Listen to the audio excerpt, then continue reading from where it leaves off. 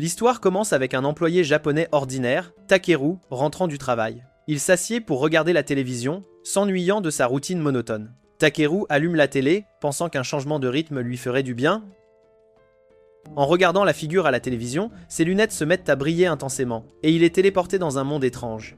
Un homme étrange accueille Takeru avec du thé. Le laissant perplexe, l'homme explique qu'il est le gestionnaire du système solaire de leur monde. Takeru observe l'homme créer une mini-planète nommée Mathias sur son doigt. Le gestionnaire dit à Takeru que la planète Mathias est un endroit inhospitalier où aucune civilisation ne peut prospérer. Il verse une goutte d'eau sur la mini-planète, expliquant que c'est l'effet que Takeru aura après son arrivée sur Mathias. Takeru est choqué par cette responsabilité soudaine. Le gestionnaire révèle alors qu'il perdra son âme, car il est déjà mort. Choqué, Takeru sent qu'il n'a pas le choix, et l'homme explique qu'il obtiendra des pouvoirs spéciaux pour l'aider dans ce nouveau monde. Il donne à Takeru du mana infini et lui demande s'il veut plus de pouvoir, alors il demande un harem aigu. Le gestionnaire hoche la tête avant de donner à Takeru une capacité de recherche étendue pour trouver et vendre des objets rares. Après lui avoir écrit d'autres pouvoirs, le gestionnaire dit à Takeru qu'il aura un sac sans fond pour stocker tout son butin et la capacité de parler la langue Maidan. Soudain, le corps de Takeru commence à disparaître et le gestionnaire pense l'avoir être rendu trop éthéré. En regardant le partenaire de Takeru, le gestionnaire s'inquiète mais lui assure qu'il ira bien. Takeru a l'impression qu'il va se faire arnaquer sévèrement, mais sa vision s'estompe dans le noir alors qu'il entre dans le nouveau monde. Bientôt, il se réveille appuyé contre un arbre dans une forêt luxuriante. Quand il lève les yeux, Takeru voit une énorme planète annelée dans le ciel. Il se lève pour chercher d'autres personnes. Après avoir marché un peu, Takeru trouve un village, mais s'inquiète car il n'a pas d'argent. Se souvenant de la capacité de recherche du gestionnaire, il essaye de chercher des objets. Rien ne se passe. Alors Takeru a l'air idiot avec sa baguette sortie, pensant qu'il a raté le lancement du sort. Il essaye d'écrire le sort sur le sol. Le sort de recherche s'active enfin et révèle l'emplacement de plusieurs objets autour de lui. Takeru scanne l'un des objets, apprenant que c'est une herbe de nuit de grade B. Excité par son rang, il ramasse l'herbe avant de se lever pour prendre les autres objets. Cependant, Takeru est déçu car ils sont tous de rang E. Ensuite, il trouve une jolie pierre. Mais un scan révèle que c'est en fait des excréments de monstres. Takeru est choqué que les excréments soient en fait de rang C et range ses objets dans le sac. Il part vendre les objets au village et trouve un garde bâillant à l'entrée. Le garde est surpris par sa taille et lui demande s'il est un chevalier. Cependant, Takeru explique qu'il n'est qu'un cueilleur, et le garde se présente comme le capitaine Marlowe de la défense du village. Marlowe s'approche pour ouvrir la porte, expliquant que son village possède un magasin général pour acheter les herbes de Takeru. Alors que Takeru entre, il se sent gêné par les regards curieux autour de lui. Il entre dans le magasin général, et le commerçant lui demande s'il a besoin de quelque chose. Takeru demande s'il peut vendre les excréments de monstres, et le commerçant est excité par la qualité de l'objet. Il dit à Takeru que cela se vendra pour une pièce d'or, alors il demande si ce sera assez d'argent pour loger dans une auberge. Le commerçant explique qu'une pièce d'or peut payer 2 nuits dans une auberge, ce qui coûte 500 raves par nuit. Takeru est choqué que les excréments valent autant et accepte joyeusement le prix du commerçant. Le commerçant frotte les excréments brillants sur son visage et demande si Takeru a d'autres matériaux. Takeru lui donne toutes les herbes, impressionnant le commerçant par ses compétences. Le commerçant demande pourquoi il vend des objets rares dans son petit magasin. Alors Takeru dit qu'il est un marchand itinérant, pensant qu'il a les compétences. Le commerçant demande à Takeru un travail sérieux. Il lui demande du minerai de mithril rare provenant d'une montagne de l'Est, et Takeru demande une carte locale. Le commerçant hoche la tête avant de payer Takeru 360 000 raves pour tous ces objets. Les yeux de Takeru s'écarquillent devant tout cet argent, mais le commerçant l'avertit qu'il rencontrera des monstres dans la montagne. Avec son argent, Takeru réserve une auberge pour se reposer. Une employée de l'auberge entre dans la chambre avec une bassine d'eau chaude. Elle dit à Takeru qu'il peut nettoyer son corps avec l'eau, et il demande où il peut prendre un bain complet. Elle révèle que seule la noblesse peut se permettre des bains complets dans leur monde, mais Takeru peut aussi en demander un à un magicien de l'eau. Excité d'utiliser sa propre magie, Takeru prend le bol et donne à la jeune fille une bonne somme d'argent pour qu'elle en profite. Après l'avoir envoyé, Takeru essaye de chanter des mots pour un bain d'eau. Le mot propre crée un jaillissement d'eau qui nettoie en profondeur le corps de Takeru. Devant sa chambre, la jeune fille est surprise par les bruits euphoriques de Takeru. Il est heureux que son corps soit propre, mais frustré de ne pas pouvoir se prélasser dans un bain complet et confortable. Le lendemain, Takeru ramasse d'autres herbes avant de trouver un symbole. En l'examinant, il trouve un squelette pourri portant un équipement de combat. Takeru recule sous le choc, réalisant que c'est le corps d'un aventurier tombé au combat. Il ramasse une amulette contenant une lettre de la sœur de l'aventurier. Takeru apprend que l'aventurier cherchait de l'argent pour guérir la maladie de son père, mais sa sœur voulait qu'il rentre chez lui. Triste pour l'âme tombée, il lui fait une tombe et offre quelques prières. Ensuite, il crée une barrière magique autour de lui et utilise du combustible pour allumer un feu. Takeru place une marmite sur le feu et la remplit d'eau et de légumes pour faire un ragoût. Il ajoute ensuite la viande au ragoût et observe la chaleur cuire les ingrédients. Une fois le ragoût prêt, Takeru en prend une bouchée, le trouvant délicieux. Il loue le monde d'Iskai de lui avoir donné tant d'épices savoureuses. Après avoir mangé, Takeru se dirige vers la forêt blanche des dragons anciens. Sachant qu'il y a des monstres dangereux à proximité, il crée de la lumière avec un sort. La lumière révèle des herbes autour de lui, et Takeru est déçu qu'il n'y ait pas de minerais. Reconnaissant de n'avoir trouvé aucun monstre, il commence à cueillir les herbes. Takeru pense que sa terrible odeur corporelle pourrait repousser les monstres, et se met à traverser joyeusement la forêt en courant. Il trouve bientôt de la lumière au bout du tunnel, et la suit pour sortir. Cependant, Takeru fonce droit dans un gouffre et commence à tomber dans le puits. Il récite à la hâte tout le dictionnaire et trouve enfin le sort pour voler. La lueur du sort entoure son corps et aide gracieusement Takeru à se poser sur le sol. Il s'assied soulagé, mais remarque des symboles de minerais tout autour de lui. Takeru sort son marteau et se met à extraire tout le minerai. Il en casse un morceau et apprend que c'est du minerai d'argent, mais ne trouve pas de mithril. Il utilise à nouveau un sort de recherche et trouve du minerai caché, mais sent le sol trembler autour de lui. Il décide de prendre le minerai et de partir rapidement, utilisant un sort de boule de feu pour découvrir la roche cachée. Une fois que le sort brise la roche, Takeru trouve de minuscules morceaux de mithril profondément à l'intérieur. Il est déçu par la petite quantité et ignore le sol tremblant pour chercher plus de minerai. Il explore le reste de la grotte et trouve un lac sous-marin immaculé dans ses profondeurs. Il se précipite pour scanner l'eau et découvre que c'est de l'eau élémentaire magique de rang SS. Takeru est excité par cette précieuse découverte, mais apprend que c'est en fait l'eau d'un nid de dragon ancien. Une voix grave retentit, demandant l'identité de l'intrus, mais Takeru l'ignore et se demande comment recueillir l'eau. Il essaye de boire l'eau, mais soudain, l'eau jaillit alors que le dragon en sort. Il ordonne avec colère à Takeru d'arrêter de l'ignorer, et il observe la créature en silence. Le dragon remarque son calme en sa présence, et Takeru s'excuse d'avoir pénétré dans sa tanière. Alors que le dragon examine le corps de Takeru, il se sent étrange à l'idée de s'y soumettre. Le dragon ressent du respect pour le courage de Takeru et lui demande son identité.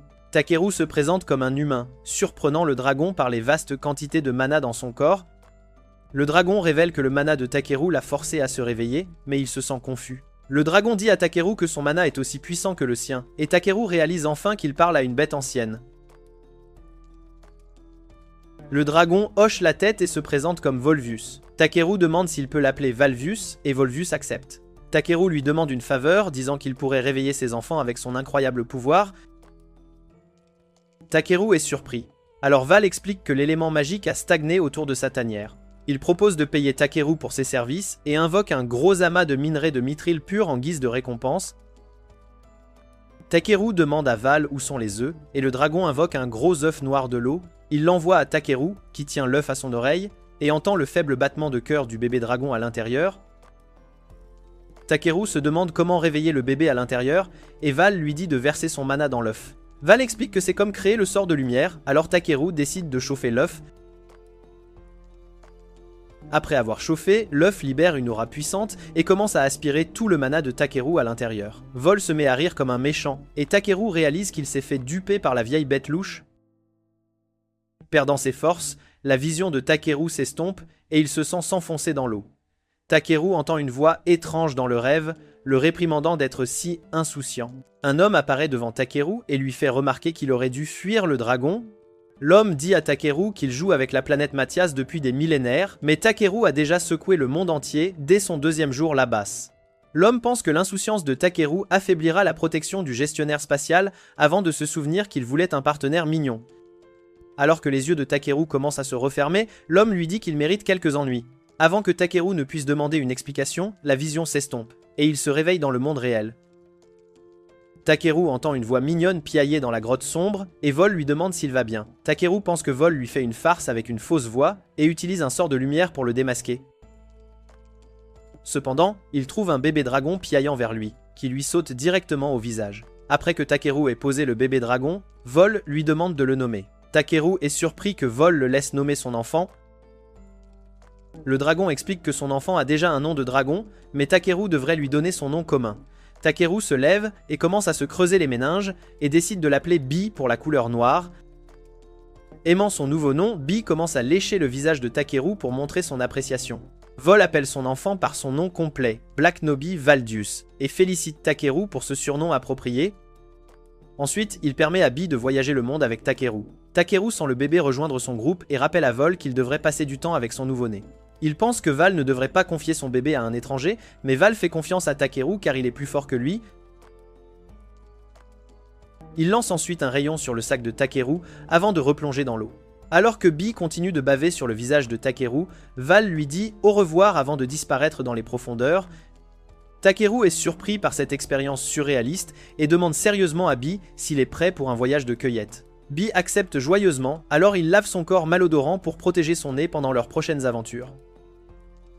Après un certain temps, Takeru sort de la grotte avec Bee. En regardant Bee virevolter joyeusement dans la forêt, Takeru pense que voyager la nuit n'est pas une bonne idée. Se sentant affamé, il décide de camper sur place pour la nuit.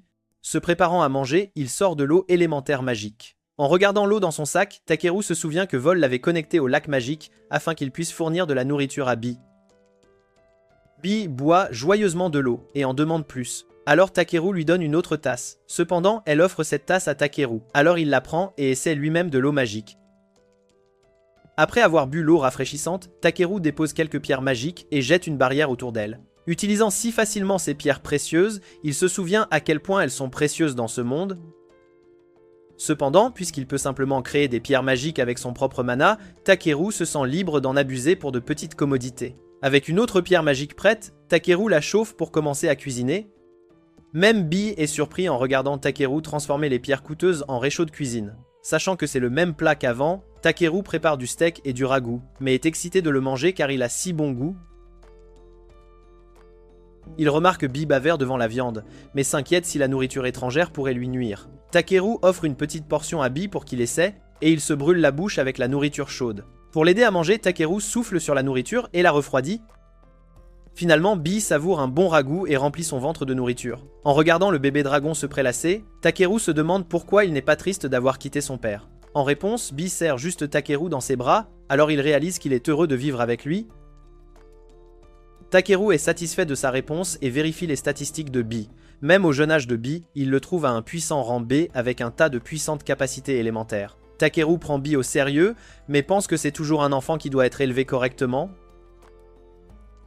En regardant le bébé paresseux, il le prévient sérieusement de ne rien tenter de dangereux. Même s'il est si fort, Takeru rappelle à Bee qu'il se fera gronder par Val si quelque chose tourne mal, mais il commence à dormir avant même qu'il ne puisse finir.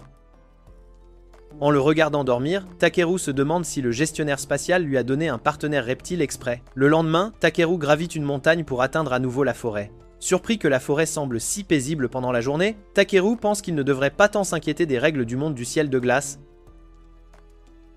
Pendant que Bee commence à jouer, Takeru utilise sa compétence de recherche pour trouver plus d'herbes à vendre. Alors qu'il trouve de nouvelles herbes, Bee revient terrifié. Takeru cherche des monstres et en détecte plusieurs dans la zone.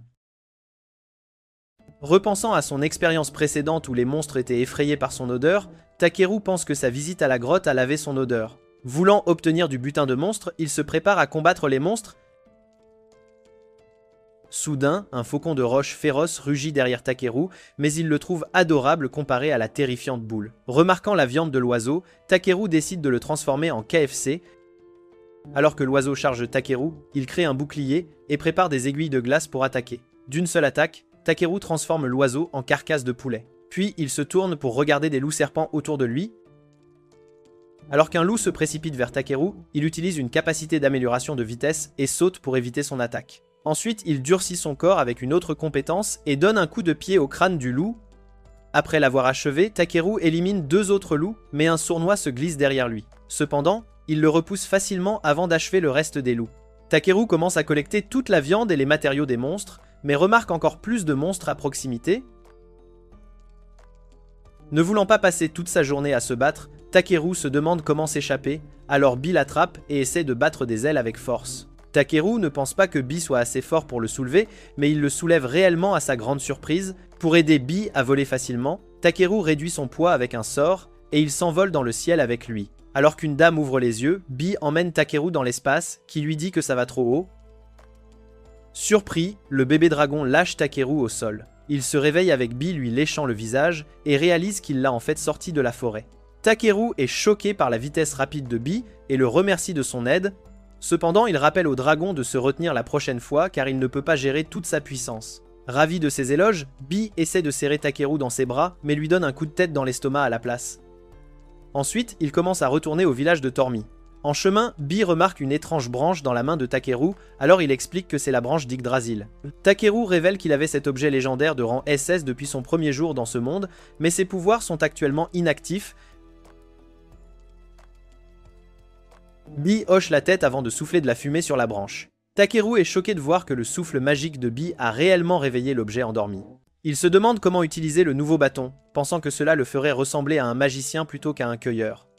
Soudain, ils entendent un grognement dans la forêt et Takeru dit à Bee de rester en alerte. Alors que Takeru se demande si c'est un autre monstre, Bee s'envole soudainement vers le bruit. Takeru le poursuit, espérant que le bébé reste en sécurité.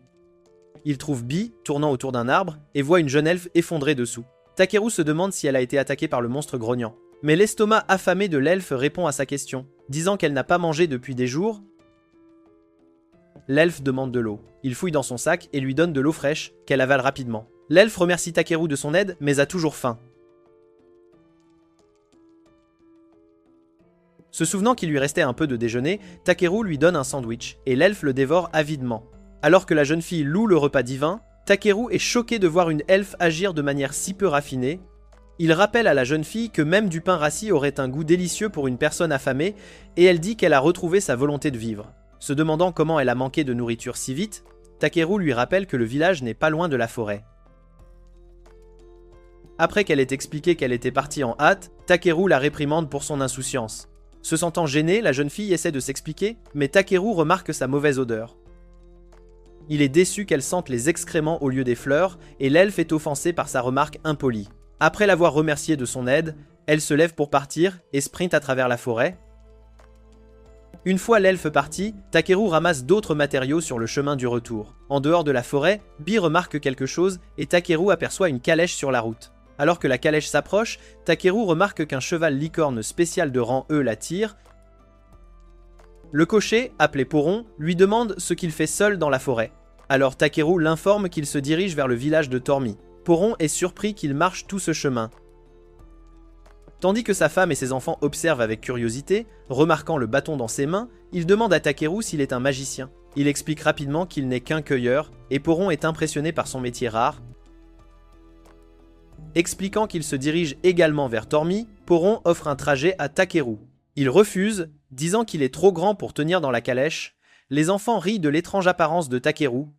Cependant, Poron insiste pour que Takeru monte avec lui, alors il monte à l'arrière de la calèche. Alors que Takeru est assis dans la calèche, il se demande pourquoi tous les enfants de ce monde l'aiment tant. Poron le taquine sur sa taille, et Takeru s'excuse encore de prendre autant de place. Poron dit que cela ne le dérange pas d'aider un autre résident de Tormi dans le besoin, et sa famille est d'accord, tandis que Takeru est surpris de voir de si jeunes enfants partir pour un voyage dangereux. La fille de Poron, nommée Yunin, lui offre un cadeau. Acceptant le cadeau de Kin, il demande pourquoi la famille lui fait confiance si facilement. Le fils de Poron, appelé Kine, lui dit que si Takeru était un méchant, leur objet magique les aurait alertés. Takeru remarque la petite clochette avec une pierre magique et pense qu'il peut aussi créer un objet comme celui-là. Puis il se souvient de se présenter et la femme de Poron, Elisa, se présente également. Soudain, Bee commence à se débattre dans les sacs de Takeru et les enfants le remarquent. Ils demandent d'où vient ce son étrange, mais Takeru essaie de le cacher car c'est un monstre rare. Elisa lui dit qu'il n'est pas très rare pour les aventuriers d'avoir des animaux de compagnie monstres, alors il leur permet de le voir. Une fois que Bee sort, les enfants commencent à s'extasier devant lui, pendant que Poron et son épouse sont étonnés que Takeru ait un dragon si rare. Pour dissimuler la véritable identité de Bee, un dragon antique, Takeru leur explique que c'est simplement un dragon noir. Ils se demandent s'il est un chevalier dragon, alors Takeru leur explique qu'il a simplement fait éclore un œuf de dragon qu'il a découvert. Pendant que Bee utilise les Takarus comme Platon, Poron est stupéfait qu'il puisse faire éclore un œuf de dragon par lui-même.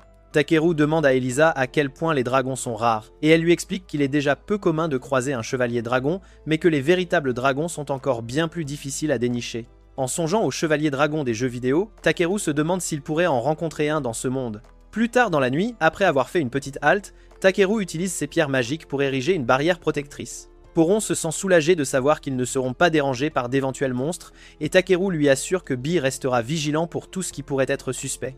Tandis que le petit Bee virevolte autour d'eux, la famille se sent en parfaite sécurité, forte de sa puissance à leur côté. Alors qu'Elisa s'apprête à préparer le dîner, Takeru lui demande s'il peut se charger de la cuisine pour cette soirée. Alors qu'il sort son ensemble de cuisine de son sac, les enfants s'imaginent que Takeru est un véritable magicien. Il leur explique que ce n'est qu'un simple sac de rangement sans fond avant de se mettre à cuisiner. Une fois le repas prêt, toute la famille est impatiente de se régaler. Après que Takeru les invite à se servir, les enfants commencent à manger les premiers et tombent immédiatement sous le charme de la nourriture. Poron et Elisa, eux aussi, se mettent à manger. Et Elisa ne tarit pas d'éloges sur la cuisine de Takeru. Cependant, Poron reste silencieux, les épaules tremblantes, ce qui pousse Elisa à lui demander s'il va bien. Soudain, il lève les yeux, le visage couvert de larmes et de morve, s'écriant qu'il a enfin pu manger de la vraie nourriture après toutes ces viandes séchées si fades consommées durant son long voyage. Face aux éloges si exagérés de Poron, Takeru éclate de rire, mais Poron insiste, affirmant qu'il a forcément utilisé une sorte de magie pour sublimer le goût de ce plat. Même les enfants se mettent à rire des drôles de pitreries de leur père avant de terminer leur repas. Une fois le repas terminé, Poron sort une guitare et Elisa se met à chanter avec lui. Avec cette douce musique en fond sonore, Takeru commence à jouer avec les joyeux enfants de Poron, partageant ainsi de simples moments de bonheur avec toute la famille. Il se remémore sa vie solitaire sur Terre, savourant pleinement le temps passé avec la famille de Poron. Takeru estime que passer du temps avec d'autres personnes est une expérience absolument incroyable. Se sentant ravi que le monde d'Ice-Sky lui ait offert une nouvelle existence, entouré d'autres êtres humains, il endort Bee après qu'ils aient terminé de jouer. Tandis que les bébés dragons ronflent paisiblement, Takeru s'installe confortablement dans son lit, contemplant le magnifique ciel étoilé. Le lendemain matin, Bee et les enfants sont toujours profondément endormis. Pendant que Takeru nettoie ses ciseaux, Elisa, curieuse, lui demande pourquoi il est levé si tôt. Il lui explique alors qu'il prend soin de ses outils de cueillette. Elle hoche la tête, louant son grand dévouement à son travail, puis s'éloigne tranquillement. En tenant les ciseaux, Takeru se dit qu'il est devenu cueilleur à l'origine par pure nécessité pour gagner de l'argent. Mais à présent, il apprécie réellement ce travail, et même beaucoup. Non loin de là, Poron l'informe qu'ils partiront juste après le petit déjeuner, alors Takeru lui demande de bien vouloir conduire la calèche cette fois-ci. Poron accepte, alors Takeru monte et prend les rênes. Il apprécie énormément de monter la licorne. Pendant ce temps, Poron remarque qu'ils se rapprochent de leur destination finale. Avec Bee sur ses genoux et d'innombrables trésors dans son sac, Takeru se sent très excité à l'idée de rentrer chez lui. Après être descendu de la calèche, Takeru remercie Poron de l'avoir conduit. Poron, d'un geste de la main, lui fait signe que ce n'est rien, avant de partir avec sa femme et ses enfants. Gardant l'entrée de la ville, Marlowe se dit que la saison du printemps doit être imminente, puisque Poron est de retour en ville. Curieux du métier de Poron, Takeru apprend que le marchand s'absente pour vendre des vêtements chauds durant l'hiver, et ne rentre chez lui qu'une fois la saison plus propice à la chasse. Se remémorant le sourire joyeux de Poron en mangeant de la viande ordinaire, Takeru réalise à quel point il est incroyablement chanceux de pouvoir récolter n'importe quel matériau avec sa seule capacité. Alors que Marlowe lui rappelle la tâche confiée par Jérôme, Takeru se souvient qu'il doit absolument rendre visite aux commerçants. Une fois à l'intérieur de la boutique, il lui remet les matériaux qu'il a rapportés de son voyage, et y mélange secrètement quelques minerais de mithril magique. Jérôme examine attentivement les minerais avant de demander à Takeru comment il a bien pu se procurer ces matériaux légendaires. Voyant sa confusion, Jérôme lui explique qu'avec seulement quelques minerais de mithril magique, Takeru pourrait posséder plus de pouvoirs magiques que toutes les pierres magiques disponibles dans l'intégralité de leur royaume. Réalisant enfin qu'il a exposé un secret absolument insensé, Takeru fait semblant d'avoir simplement trouvé l'aura par pur hasard, gisant sur le sol. Cependant, Jérôme remarque que même s'il s'agit d'une rencontre fortuite, il faut une grande habileté et un courage certain pour arracher un tel objet magique face au danger.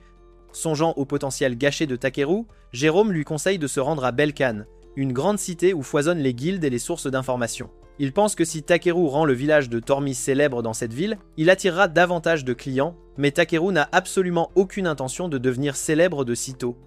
Cependant, il se sent tout de même très excité à l'idée de visiter une ville bien plus grande et d'explorer ce nouveau monde. Après être revenu de la boutique de Jérôme, Takeru retourne à l'auberge pour y passer la nuit. Feuilletant un livre, il recherche des informations sur la guilde que Jérôme lui a mentionnée.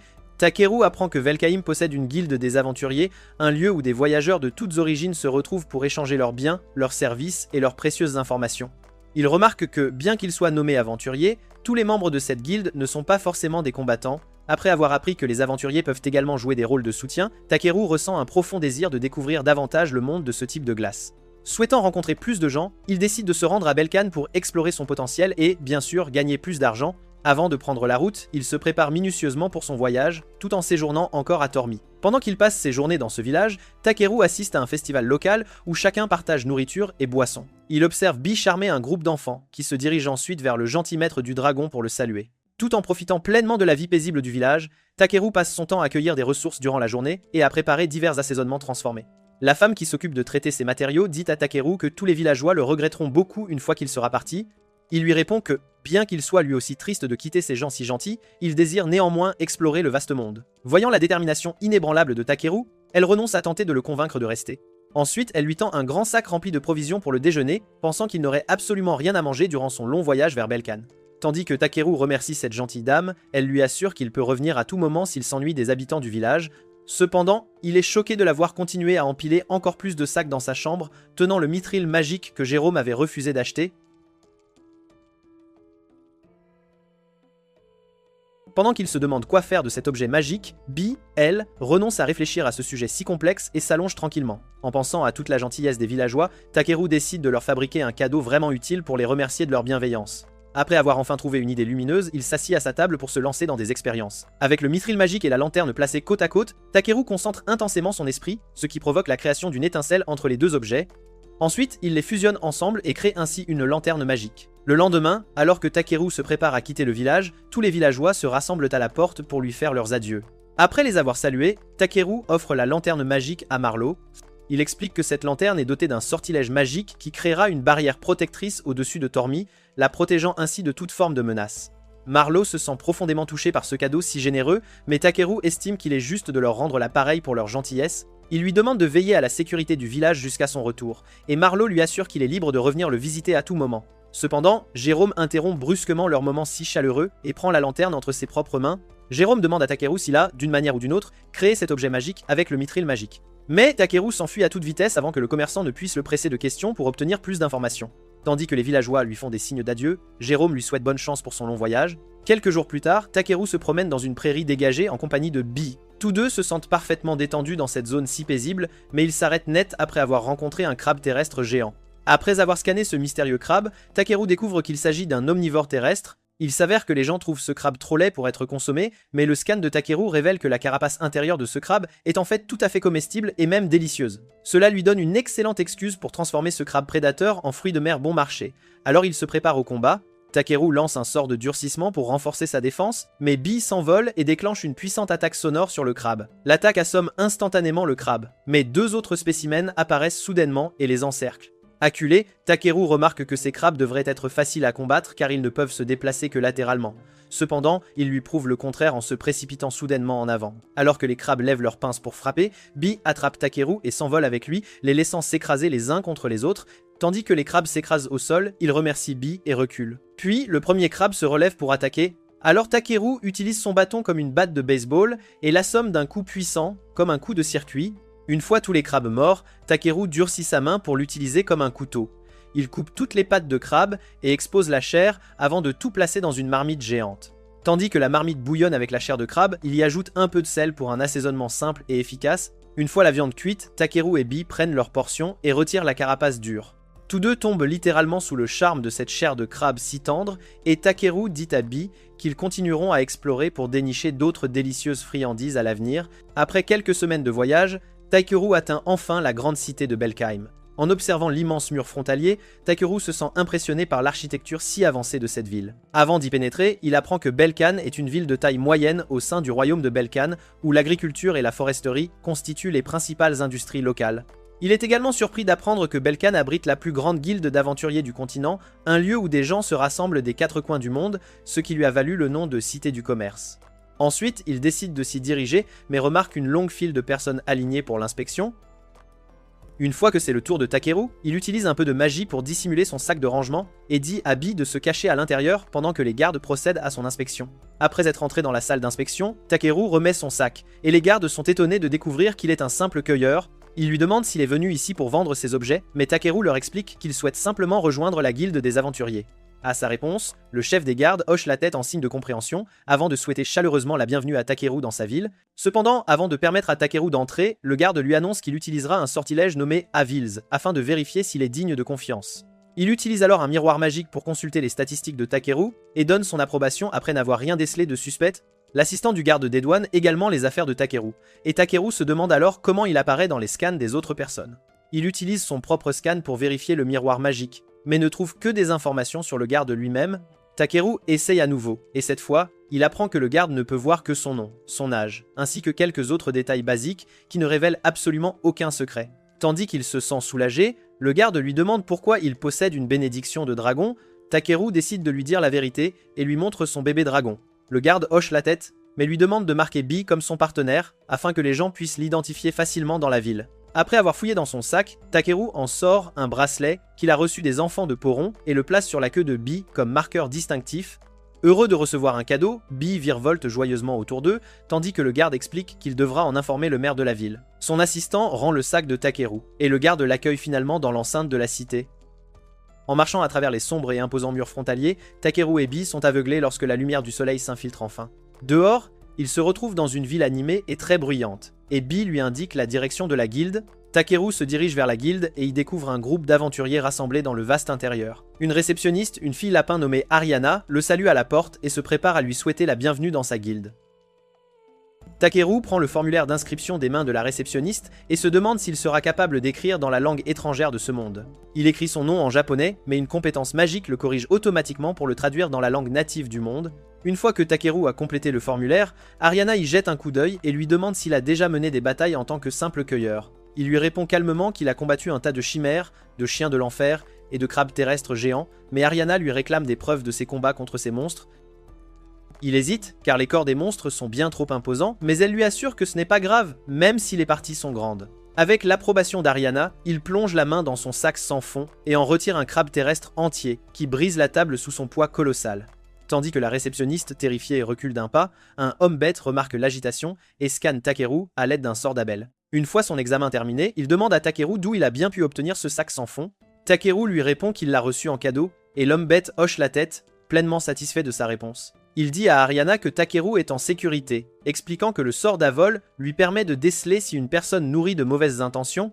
Après avoir terminé toutes ses vérifications, l'homme-bête dit à Takeru qu'il peut désormais vendre sa viande, mais Ariana révèle qu'ils étaient en plein milieu de son processus d'inscription. L'homme se demande pourquoi il traîne ce crabe géant, alors Takeru explique qu'il compte bien le manger pour son dîner. Sa réponse si nonchalante choque absolument tout le monde au sein de la guilde, et l'homme-bête ignore complètement le goût étrange de Takeru. Ensuite, il lui demande si Takeru est seul, alors ce dernier pointe du doigt Bee, le dragon. Remarquant le bébé dragon, l'homme-bête éclate de rire, surpris de voir un partenaire aussi unique associé à un cueilleur si rare. En observant cette scène, tout le monde dans la guilde commence à parler de Takeru, excité de découvrir son potentiel si singulier. Alors que tous les aventuriers tentent de s'approcher de lui, Ariana l'entraîne de force dans une pièce privée afin qu'il puisse terminer son inscription en toute tranquillité. Une fois l'inscription complètement achevée, Ariana remet à Takeru un bracelet d'aventurier. Après qu'elle lui ait expliqué qu'il débutera au plus bas rang, le rang F, Takeru accepte le bracelet. Pendant ce temps, Bee se sent très excité à l'idée que tous deux portent des accessoires assortis, fin prêts pour une toute nouvelle aventure. Le duo maître dragon entrechoque joyeusement leurs bracelets, attendant avec une grande impatience un avenir des plus passionnants. Après quelques jours passés à Belkaïm, Takeru retrouve la famille de l'aventurier décédé qu'il avait découvert dans les bois. Tandis que la famille pleure leur être cher, Takeru leur révèle que l'homme n'est pas mort dans la douleur, et qu'il a laissé une lettre contenant ses dernières volontés pour eux. Le père de Beluria remercie Takeru de lui avoir rapporté les affaires de son fils, mais se met à tousser douloureusement. Remarquant sa toux si étrange, Takeru se souvient que Beluria était justement à la recherche de médicaments pour son père. Bien que Takeru n'ait initialement voulu que rendre les affaires de Beluria à sa famille, il décide de le soigner lui-même. Par la suite, il se dirige vers la guilde des aventuriers, où il remet un tas d'herbes rares qu'il a obtenues lors d'une quête. Le greffier de la guilde se sent très satisfait de ses résultats, tandis qu'Ariana apparaît timidement au coin de la pièce. Elle demande à Takeru s'il est disposé à prendre en charge la pile de requêtes de cueillette qui lui sont directement assignées, car il est devenu très populaire dans la ville ces derniers temps. Cependant, Takeru répond naturellement qu'il ne peut en gérer que quelques-unes, pas plus. Après avoir sélectionné quelques quêtes, il se dirige vers un bain pour se détendre un petit peu. La première fois que Takeru avait visité ce bain public, il était bien plus sale qu'une porcherie. Heureusement, sa magie de purification l'a aidé à le transformer en une eau de source pure et limpide, et maintenant, Takeru peut profiter d'un bain relaxant à sa guise, à son entière satisfaction. Soudain, un homme lézard, nommé Clay, interrompt le moment de solitude de Takeru. Clay entre dans le bain avec lui, affirmant que sa vieille blessure se manifeste à nouveau. Se rappelant qu'il avait soigné un homme malade dans les bidonvilles, Clay interroge Takeru sur sa capacité de guérison. Ce dernier essaye d'agir avec humilité, affirmant qu'il ne faisait que copier les guérisseurs qu'il avait observés.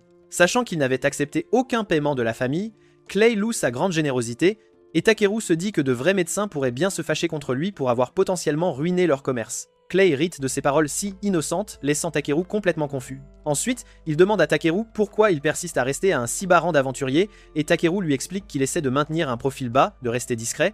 Remarquant à quel point il est pur, Clay lui fait remarquer qu'il attirera en réalité encore plus l'attention en restant discret, malgré sa puissance si grande. Il se lève ensuite et s'en va, lui conseillant d'apprendre les règles tacites et non écrites de la ville. Quelque temps après le bain, Takeru termine une autre quête au sein de la guilde. Le greffier de la guilde lui demande d'envisager d'augmenter son rang, mais il refuse une fois de plus. Sachant que la guilde souhaite simplement qu'il résolve des quêtes difficiles, Takeru se sent coupable, mais il ne veut pas sacrifier sa tranquillité pour des missions trop compliquées. Soudain, un aventurier avertit la guilde d'une attaque imminente de gobelins, ramenant Takeru brutalement à la réalité. Le maître de guilde émet alors promptement un ordre pour que tous les aventuriers de rang D et supérieur se tiennent prêts pour la bataille. Il charge également l'aventurier de rang A, Clay, de s'occuper des gobelins. Takeru essaye discrètement de s'éclipser de la scène, étant donné qu'il est de rang F, mais le maître de guilde lui annonce qu'il devra rejoindre leur groupe pour partir en mission. Une fois le groupe de la guilde prêt, le maître de guilde explique qu'il se dirige vers les plaines de Stavlov. Observant tous les aventuriers surexcités à l'idée de se battre, Takeru se dit qu'il est bien trop doux pour cette foule si passionnée, se considérant comme un simple et misérable rang F. Un duo d'hommes bêtes se moque de lui et avertit Takeru de ne surtout pas se mettre en travers de leur chemin. Juste à ce moment-là, le maître de guilde s'approche de lui. Intéressé par sa réputation si unique, le maître de guilde mentionne que son strict évaluateur, nommé Grit, n'a cessé de faire l'éloge de Takeru, il doit donc être quelqu'un de vraiment spécial. Voyant Takeru si calme en lui parlant, le maître de guilde le félicite pour son grand courage. Tandis que l'homme bête est surpris par la haute opinion du maître envers Takeru, ce dernier souhaite intérieurement cesser d'attirer autant d'attention sur lui. Avant de partir, le maître lui enjoint de protéger les personnes qui lui sont chères durant le combat. Il laisse derrière lui son assistante, nommée Miseli, qui s'excuse auprès de Takeru d'avoir été entraînée de force par son maître. Malgré leur faible rang, elle se sent excitée à l'idée de combattre et de contribuer au groupe de la guilde. Cependant, une fois qu'ils sortent et atteignent le camp de la guilde, Miseli est terrifiée par tous les monstres qui les entourent et s'accroche à Takeru, prise de peur. La voyant si terrifiée, il lui tient les épaules, mais Mizuseli prétend qu'elle ira très bien. Il lui dit de faire face à la réalité et d'admettre qu'elle a réellement peur. Il interroge ensuite Mizuseli sur ses capacités de guérison. Takeru dit à la jeune fille qu'elle devrait rester en retrait et se concentrer sur la guérison des blessés plutôt que de combattre les ennemis de front. Il lui explique qu'il est tout à fait normal que les gens aient peur d'être blessés, c'est humain, car personne n'aime se battre, à moins d'avoir absolument besoin de se protéger. Grâce à ces encouragements, Miyazeli cesse d'avoir peur et s'éloigne en courant pour aller aider les autres guérisseurs du camp. Pendant ce temps, Clay se dirige vers Takeru, riant de sa performance si inspirante. Takeru se demande pourquoi Clay ne combat pas en première ligne, alors l'homme lézard lui explique que ses vieilles blessures lui font toujours souffrir. Ces paroles rappellent à Takeru les énormes entailles qu'il a dans le dos, et Clay se demande s'il le considère comme un lâche pour s'être enfui et avoir été blessé par l'ennemi. Cependant, Takeru lui fait remarquer qu'une personne peut tout à fait être blessée dans le dos si elle est également en train de protéger quelqu'un d'autre. Surprenant Clay, il remarque soudainement de la fumée s'élevant du champ de bataille, et Clay pense que la formation du chef a été compromise. Il saisit sa lance pour protéger ceux qui sont en première ligne, mais Takeru lui rappelle sa blessure. Cependant, Clay est fermement déterminé à protéger tout le monde, quoi qu'il puisse lui arriver, et il part au combat. Après son départ, Takeru remarque Miseli en train de soigner un soldat blessé juste derrière lui. Il est surpris qu'elle ait surmonté sa peur si rapidement. Impressionné par sa confiance, et se souvenant des paroles du maître de guilde, il décide qu'il devrait lui aussi se lancer dans l'action et protéger ses précieux amis.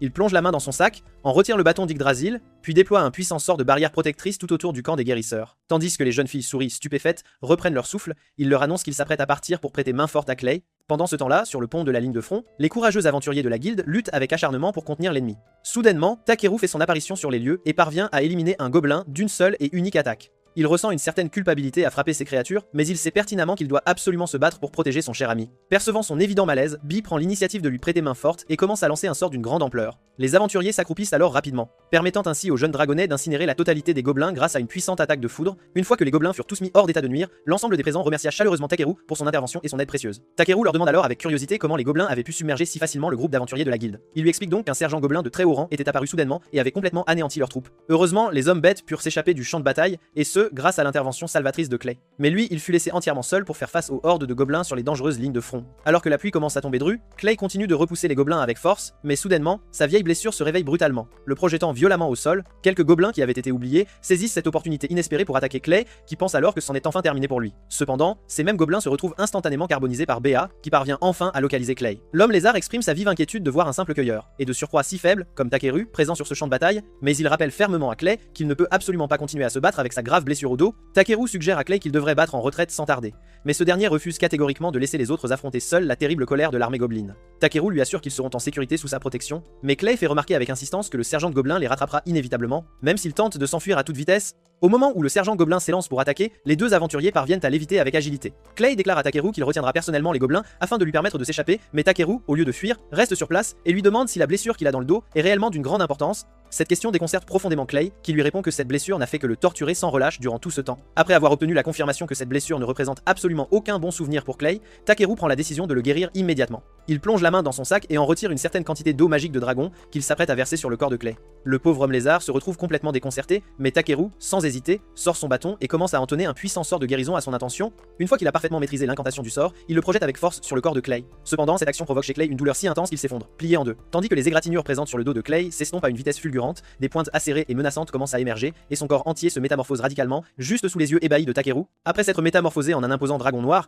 Clay interroge Takeru sur la manière dont il a pu modifier sa race, mais ce dernier prétend qu'il cherchait simplement à soigner son corps. Ressentant une puissance absolument écrasante se déverser à travers tout son être, Clay charge alors avec une confiance inébranlable la horde gobeline et parvient à les éliminer tous. Et ce, avec une facilité déconcertante. Même Takeru se retrouve stupéfait en voyant Clay éclater de rire comme un véritable dément, complètement enivré par sa toute nouvelle puissance. Une fois que le combat est définitivement terminé, le maître de guilde s'approche de Takeru et lui demande s'il est bien celui qui a réussi à libérer la pleine puissance de Clay. Alors, il hoche la tête affirmativement. Le maître de guilde lui demande ensuite s'il est également la même personne qui a déchaîné de puissants sorts de foudre pour incinérer les gobelins, mais Takeru se remémore alors que tout cela était en réalité l'œuvre de Bi. Bien que le maître de guilde ressente une certaine méfiance envers les pouvoirs mystérieux de Takeru, il choisit de ne pas sonder son passé et lui propose une récompense substantielle pour toute l'aide qu'il a apportée durant l'attaque. Plus tard dans la soirée, Clay, ayant retrouvé son état normal, exige avec insistance une explication de la part de Takeru concernant ce qu'il lui a fait subir plus tôt sur le champ de bataille. Takeru, cependant, feint de n'avoir absolument aucune connaissance de la situation. L'homme lézard lui hurle dessus avec fureur pour avoir osé transformer son corps sans avoir obtenu son consentement préalable. Alors Takeru lui explique que l'eau de dragon est très probablement la cause de cette étrange transformation. Clay se retrouve complètement déconcerté par cette eau magique si particulière. Alors Takeru lui révèle qu'il a pu se procurer cette eau de mana de très haute densité directement dans la grotte de Vaal, le dragon ancien, qui n'est autre que le père de Bi. À la simple mention d'un dragon ancien, Clay reste absolument sidéré, le regard fixé sur Bi, ce tout jeune dragonnet ancestral. Il demande à Takeru pourquoi il a ainsi gaspillé une eau si précieuse sur lui, et ce dernier répond qu'il cherchait simplement à accélérer sa récupération en cette situation d'urgence. Clay se montre très impressionné par ses compétences de guérison de si haut niveau, mais Takeru, lui, estime qu'il ne faisait qu'imiter ce qu'il connaissait déjà du corps humain. Cette explication déconcerte à nouveau Clay. Alors Takeru lui précise que le dos est une zone qui contient un très grand nombre de nerfs. Il a donc visualisé l'intégralité du système nerveux de Clay et a ainsi aidé l'énergie vitale à circuler de manière optimale dans tout son corps. Cette information pour le moins étrange laisse l'homme lézard complètement sous le choc et il interroge Takeru sur sa véritable identité. Se retrouver confronté de manière aussi directe place Takeru dans une position particulièrement délicate et il se demande sérieusement s'il est vraiment approprié de révéler ses véritables origines à Clay, alors que Takeru estime que cela lui causerait énormément de problèmes de dévoiler sa véritable identité. Clay commence à quitter la pièce, ne souhaitant pas le déranger pour des informations d'ordre privé. Cependant, Takeru l'intercepte et prend la décision de lui faire entièrement confiance en lui révélant son véritable passé. Au moment où l'homme lézard s'immobilise, Takeru lui révèle enfin qu'il est originaire d'un tout autre monde. Clay reste figé sur place pendant un court instant avant d'être absolument et complètement sidéré. Takeru prend alors un certain temps pour lui expliquer comment il a été guidé et transporté dans ce monde, et Clay a du mal à concevoir que quelqu'un puisse réellement se réincarner dans un monde différent. Cependant, Clay choisit de croire Takeru et lui révèle qu'il est capable de se transformer en Dragonute en utilisant ses propres pouvoirs mystérieux. Cette information inattendue surprend grandement Takeru. Alors Clay lui explique qu'il est en fait issu d'une race d'hommes lézards qui descendait directement de la très noble race des Dragonutes. Grâce à l'eau de dragon et à la magie de guérison de Takeru, la lignée Dragonute s'est éveillée en lui, transformant ainsi son corps en une forme considérablement plus puissante. Bien que Clay soit ravi d'avoir ravivé l'héritage de ses ancêtres, il ressent une immense pression en tentant de maîtriser cette nouvelle force incontrôlable qui se déverse en lui. Takeru estime qu'il finira par s'habituer à sa nouvelle puissance un jour ou l'autre, mais son attitude désinvolte et peu sérieuse irrite profondément Clay. Cependant, Takeru persiste à croire que s'inquiéter ne sera d'aucune aide, et Clay lui rétorque qu'il doit absolument commencer à prendre les choses avec le plus grand sérieux. Agacé par son insouciance manifeste, il prend la décision de punir Takeru en le contraignant à faire tout ce qu'il désire durant le reste de la journée. Le lendemain matin, il se dirige vers la ville. Constatant que chacun a déjà repris sa routine quotidienne habituelle, il esquisse un sourire, louant l'effervescence et l'activité incessante de la ville, avant de se frayer un chemin jusqu'à une armurerie, tandis que Bee, pleine de curiosité, se demande ce qu'il a l'intention d'acquérir. La propriétaire de la boutique le salue avec une grande politesse, lui souhaitant chaleureusement la bienvenue dans son établissement. Il lui demande si elle propose à la vente des ciseaux spécifiquement conçus pour les cueilleurs, mais la jeune femme secoue négativement la tête.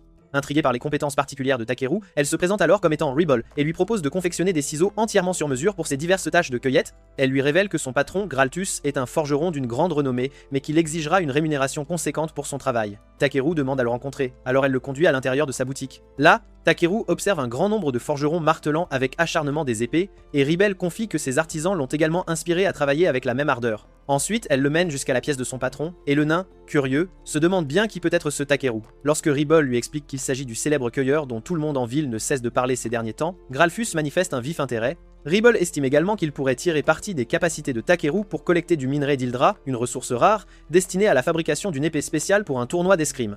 Le nom de ce minerai laisse Takeru perplexe, tandis que Grutas refuse catégoriquement de l'envoyer miner dans la périlleuse mine de Riwai. Cependant, Rebel persiste à argumenter avec lui et tente de contraindre le pauvre nain à se ranger à son avis. Grutas refuse alors avec une colère non dissimulée, rappelant à Rebel que les mines regorgent de démons particulièrement dangereux en cette période. À la simple mention des démons, Takeru manifeste une certaine curiosité, et Rebel finit par perdre toute son énergie. Grutas la met en garde, lui expliquant que si elle continue de prendre la vie des autres avec une telle légèreté, elle ne parviendra jamais à devenir une maître forgeronne accomplie. Il est satisfait de voir son apprenti s'efforcer avec tant d'ardeur de saisir cette opportunité, mais il est hors de question qu'il fasse risquer sa vie à un jeune homme tel que Takeru. Face aux paroles bienveillantes de Grutas, Rebel renonce à son idée, mais Takeru propose de partir à la recherche du minerai s'ils acceptent de lui forger une paire de ciseaux en guise de récompense. Constatant la surprise manifeste du forgeron, il retire alors une imposante pince de crabe de son sac. Gralfus est absolument stupéfait qu'il ait pu vaincre un monstre de rang B, et ce, entièrement seul. Takeru explique ensuite que les monstres ne représentent absolument aucune menace pour lui, il peut donc explorer les mines sans la moindre difficulté. Plus tard, Takeru se rend aux mines à bord d'une calèche, accompagné de Bee, qui est particulièrement excité à l'idée de déguster davantage de chair de crabe. Il informe le jeune dragonnet qu'ils n'ont plus du tout de fruits de mer dangereux, tandis que les autres passagers se montrent très préoccupés par les étranges événements qui se déroulent actuellement dans les mines. Dès qu'il descend de la calèche, Takeru aperçoit une écurie de chevaux. Alors qu'il se dit à quel point il serait agréable de posséder son propre cheval, il perçoit soudainement une voix qui lui est familière. Il s'avère que l'elfe qu'il avait déjà rencontré dans la forêt est en pleine dispute avec le marchand de chevaux, soutenant avec ferveur que la gigantesque boule de plume qu'il tente de vendre est en réalité un corbeau. L'homme, exaspéré, soupire et explique que, dans ses écuries, il considère tout animal capable d'être monté comme étant un cheval. Ainsi, les oiseaux sont considérés comme une proie tout à fait légitime pour eux. Elle se calme après avoir entendu son explication, et le commerçant lui indique qu'elle pourra trouver un cheval de pure race aux abords du royaume Nine. Takeru remarque que l'elfe se dirige dans la même direction que lui, et il se prépare alors à collecter divers matériaux en compagnie de Bee. Dans la forêt, il récolte une grande quantité d'herbes de chevalier lunaire, estimant que ce voyage en valait absolument la peine. Soudainement, il perçoit un puissant grondement et découvre la jeune elfe, affamée et épuisée, près d'un arbre une fois de plus. Tandis que l'elfe sans abri implore de l'eau, Takeru lui offre de la nourriture et se demande avec une certaine perplexité pourquoi elle se retrouve toujours dans une situation de mendiante. Au moment où la jeune fille se lève pour le remercier, Takeru perçoit distinctement une forte odeur de son muscle corporel naturel. Ressentant un profond dégoût, il utilise sans tarder un sort de purification pour assainir son corps à l'odeur particulièrement désagréable. L'elfe se montre surprise, mais elle se met rapidement à sourire largement, après avoir enfin réalisé qu'elle est propre pour la toute première fois. Takeru explique qu'il ne souhaite tout simplement pas qu'elle vienne gâcher sa vision idéalisée d'elfes pures et délicates. La jeune fille se présente alors sous le nom de Vel Brolit. Son nom complet s'avère être plutôt difficile à mémoriser pour Takeru, il se contente donc de l'appeler simplement Brolité. Brolit propose de rendre l'appareil à Takeru pour cette faveur, mais il hausse les épaules avec indifférence et commence à s'éloigner. Cependant, elle l'intercepte, affirmant qu'elle ne le laissera absolument pas l'aider sans aucune contrepartie. Alors qu'elle insiste avec détermination, Bee se réjouit également d'avoir une nouvelle amie, ce qui pousse Takeru à l'accepter finalement. Par la suite, tandis que Takeru reprend tranquillement sa cueillette, Bee et Brolit accourent vers lui, lui apportant de prétendus précieux excréments de monstres. Il leur explique alors que ce n'est en réalité qu'une simple roche ordinaire, ce qui laisse les deux jeunes filles complètement sous le choc. Alors qu'elles reviennent sans cesse avec une multitude de débris farfelus, Takeru réalise avec une certaine consternation que le cerveau de Brolit est à peu près de la même taille que les minuscules yeux de Bee. Alors que l'heure avance et qu'il se fait tard, Brolit envisage de préparer un grand feu de joie. Takeru estime qu'ils n'en ont pas réellement besoin puisqu'ils possèdent des pierres magiques, mais elle lui explique que laisser des traces de feu permet aux autres aventuriers des environs de savoir qu'il est tout à fait sûr de camper à cet endroit. Peu de temps après, elle revient, portant une énorme bûche sur son épaule, la lance habilement en l'air, puis la découpe en plusieurs morceaux à l'aide de ses dagues. Au moment où elle atterrit de nouveau sur le sol, Takeru se montre très impressionné par sa force brute et décide de vérifier les statistiques détaillées de ses dagues. Il est absolument choqué d'apprendre qu'il s'agit en réalité d'artefacts de rang élevé. Il réalise alors que Brolit est en fait issu d'une très ancienne et noble lignée elfique. Quelque temps plus tard, il prépare un repas des plus délicieux sur le feu de bois qu'elle a patiemment apporté, et une Brolite particulièrement excitée le goûte avec empressement. Elle tombe instantanément sous le charme de ce plat, ne tarissant pas d'éloges sur les talents culinaires de Takeru. Alors qu'elle prend de nouvelles bouchées, la jeune elfe semble littéralement au 7e ciel, et Takeru estime qu'elle exagère quelque peu. Ensuite, Brolite tente de s'exprimer la bouche encore pleine, alors il lui rappelle gentiment de bien mâcher avant de prendre la parole. Elle lui demande s'il a l'intention de se rendre aux mines, et Takeru hoche la tête en retour, puis lui demande ce qu'elle compte faire de son côté.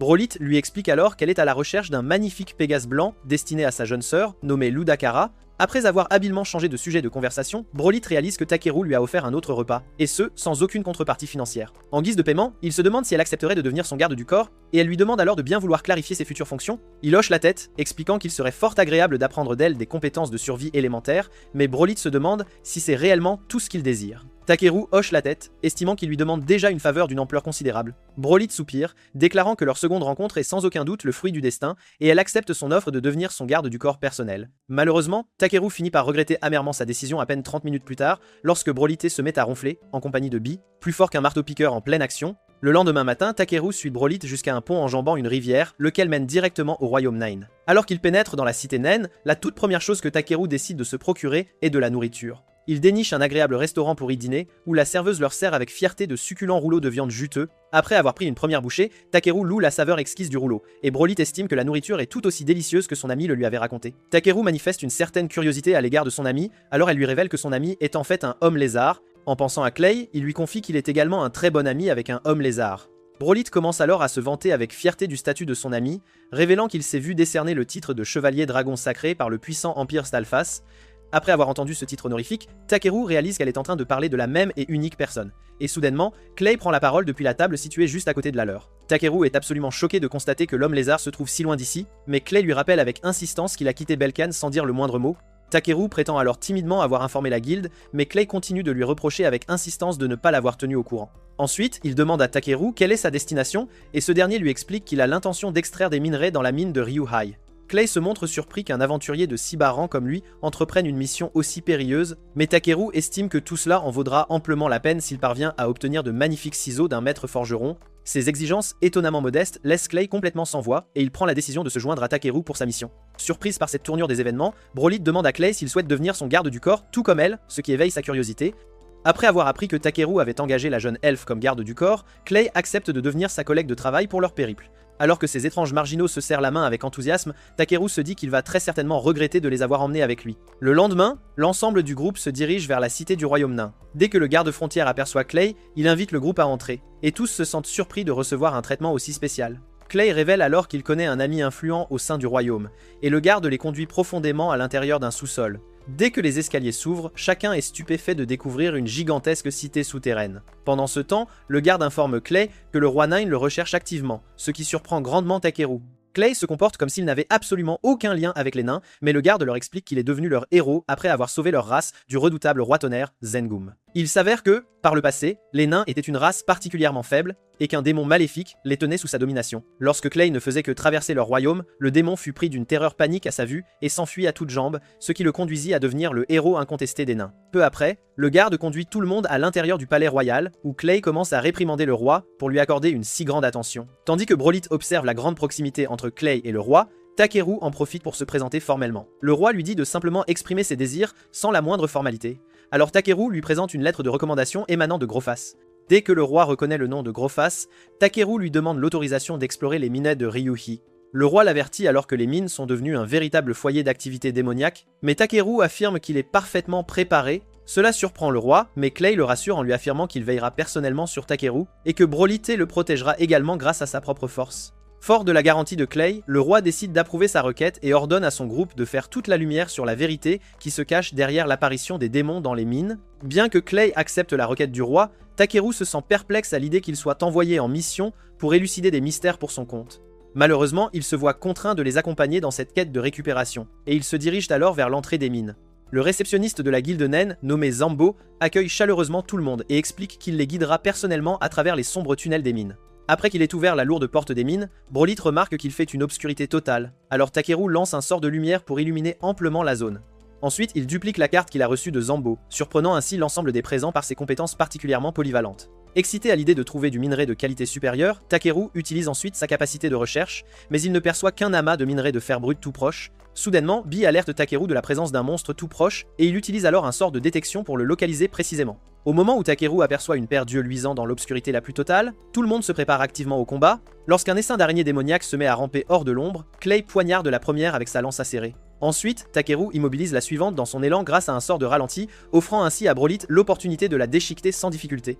Après avoir vaincu l'araignée, elle se met à sautiller partout, débordante de joie. Avant qu'ils ne s'enfoncent plus profondément dans les mines, et alors qu'ils atteignent enfin un niveau inférieur, Takeru détecte la présence de minerais d'Hildra tout proche, mais il s'arrête net en tombant sur une impasse. Après avoir compris que le minerai est dissimulé derrière les parois, Takeru demande à Zambo l'autorisation de procéder à des fouilles. Devant l'assemblée stupéfaite, Takeru fait exploser l'intégralité du mur à l'aide d'une série de boules de feu, dévoilant ainsi un amas de minerais d'Hildrite de très haute qualité. Il se sent déçu que ce ne soit pas l'Hildra qu'il espérait, mais Zambo lui hurle dessus, lui faisant remarquer avec insistance que l'Hildrite est en réalité bien plus précieuse que l'Hildra. Après avoir scanné attentivement les minerais, Takeru découvre qu'il s'agit d'un matériau de rang élevé, et il se demande si l'environnement particulièrement dense en mana des mines est idéal pour leur développement.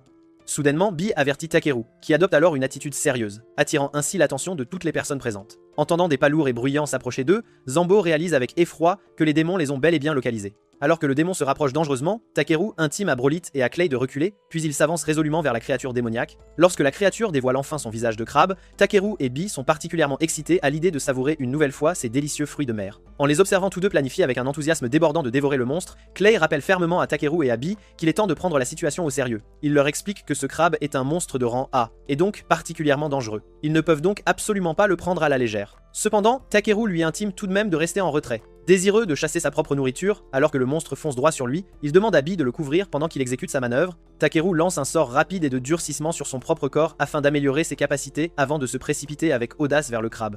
Clay et Brolité pensent que le crabe va inévitablement le dévorer, mais Bee émet une onde sonore stridente qui parvient à étourdir le monstre. Takeru saisit cette opportunité pour bondir et écraser la tête du crabe avec son bâton, mais la créature le repousse violemment à l'aide de sa puissante pince. Ensuite, Takeru esquive avec une grande rapidité une attaque qui aurait pu le transformer en brochette, et Bee utilise sa magie de glace pour geler l'une des pattes du crabe. Tandis que le crabe peine à se mouvoir, Takeru utilise son sort de scan pour identifier précisément les points faibles de son corps. Après avoir clairement identifié ses points faibles, il invoque une multitude d'aiguilles de glace afin de percer sa carapace particulièrement dure.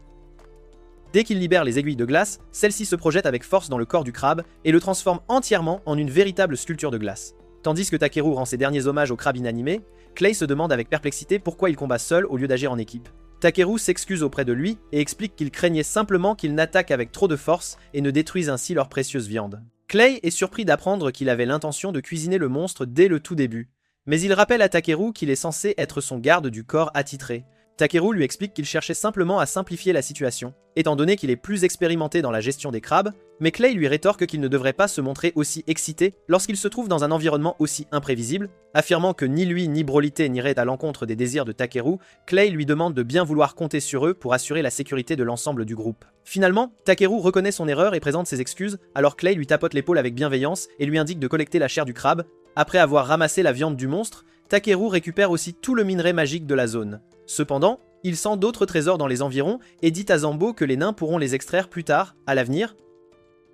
Alors que le nain s'émeut et remercie Takeru pour son aide précieuse, il se demande s'il est enfin en train de provoquer les changements dans le monde que le gestionnaire spatial avait prédit. Puis Brolit et Clay commencent à rentrer, alors Takeru se dit qu'il continuera à faire ce qu'il veut tant que ces changements seront bénéfiques pour les gens qui l'entourent.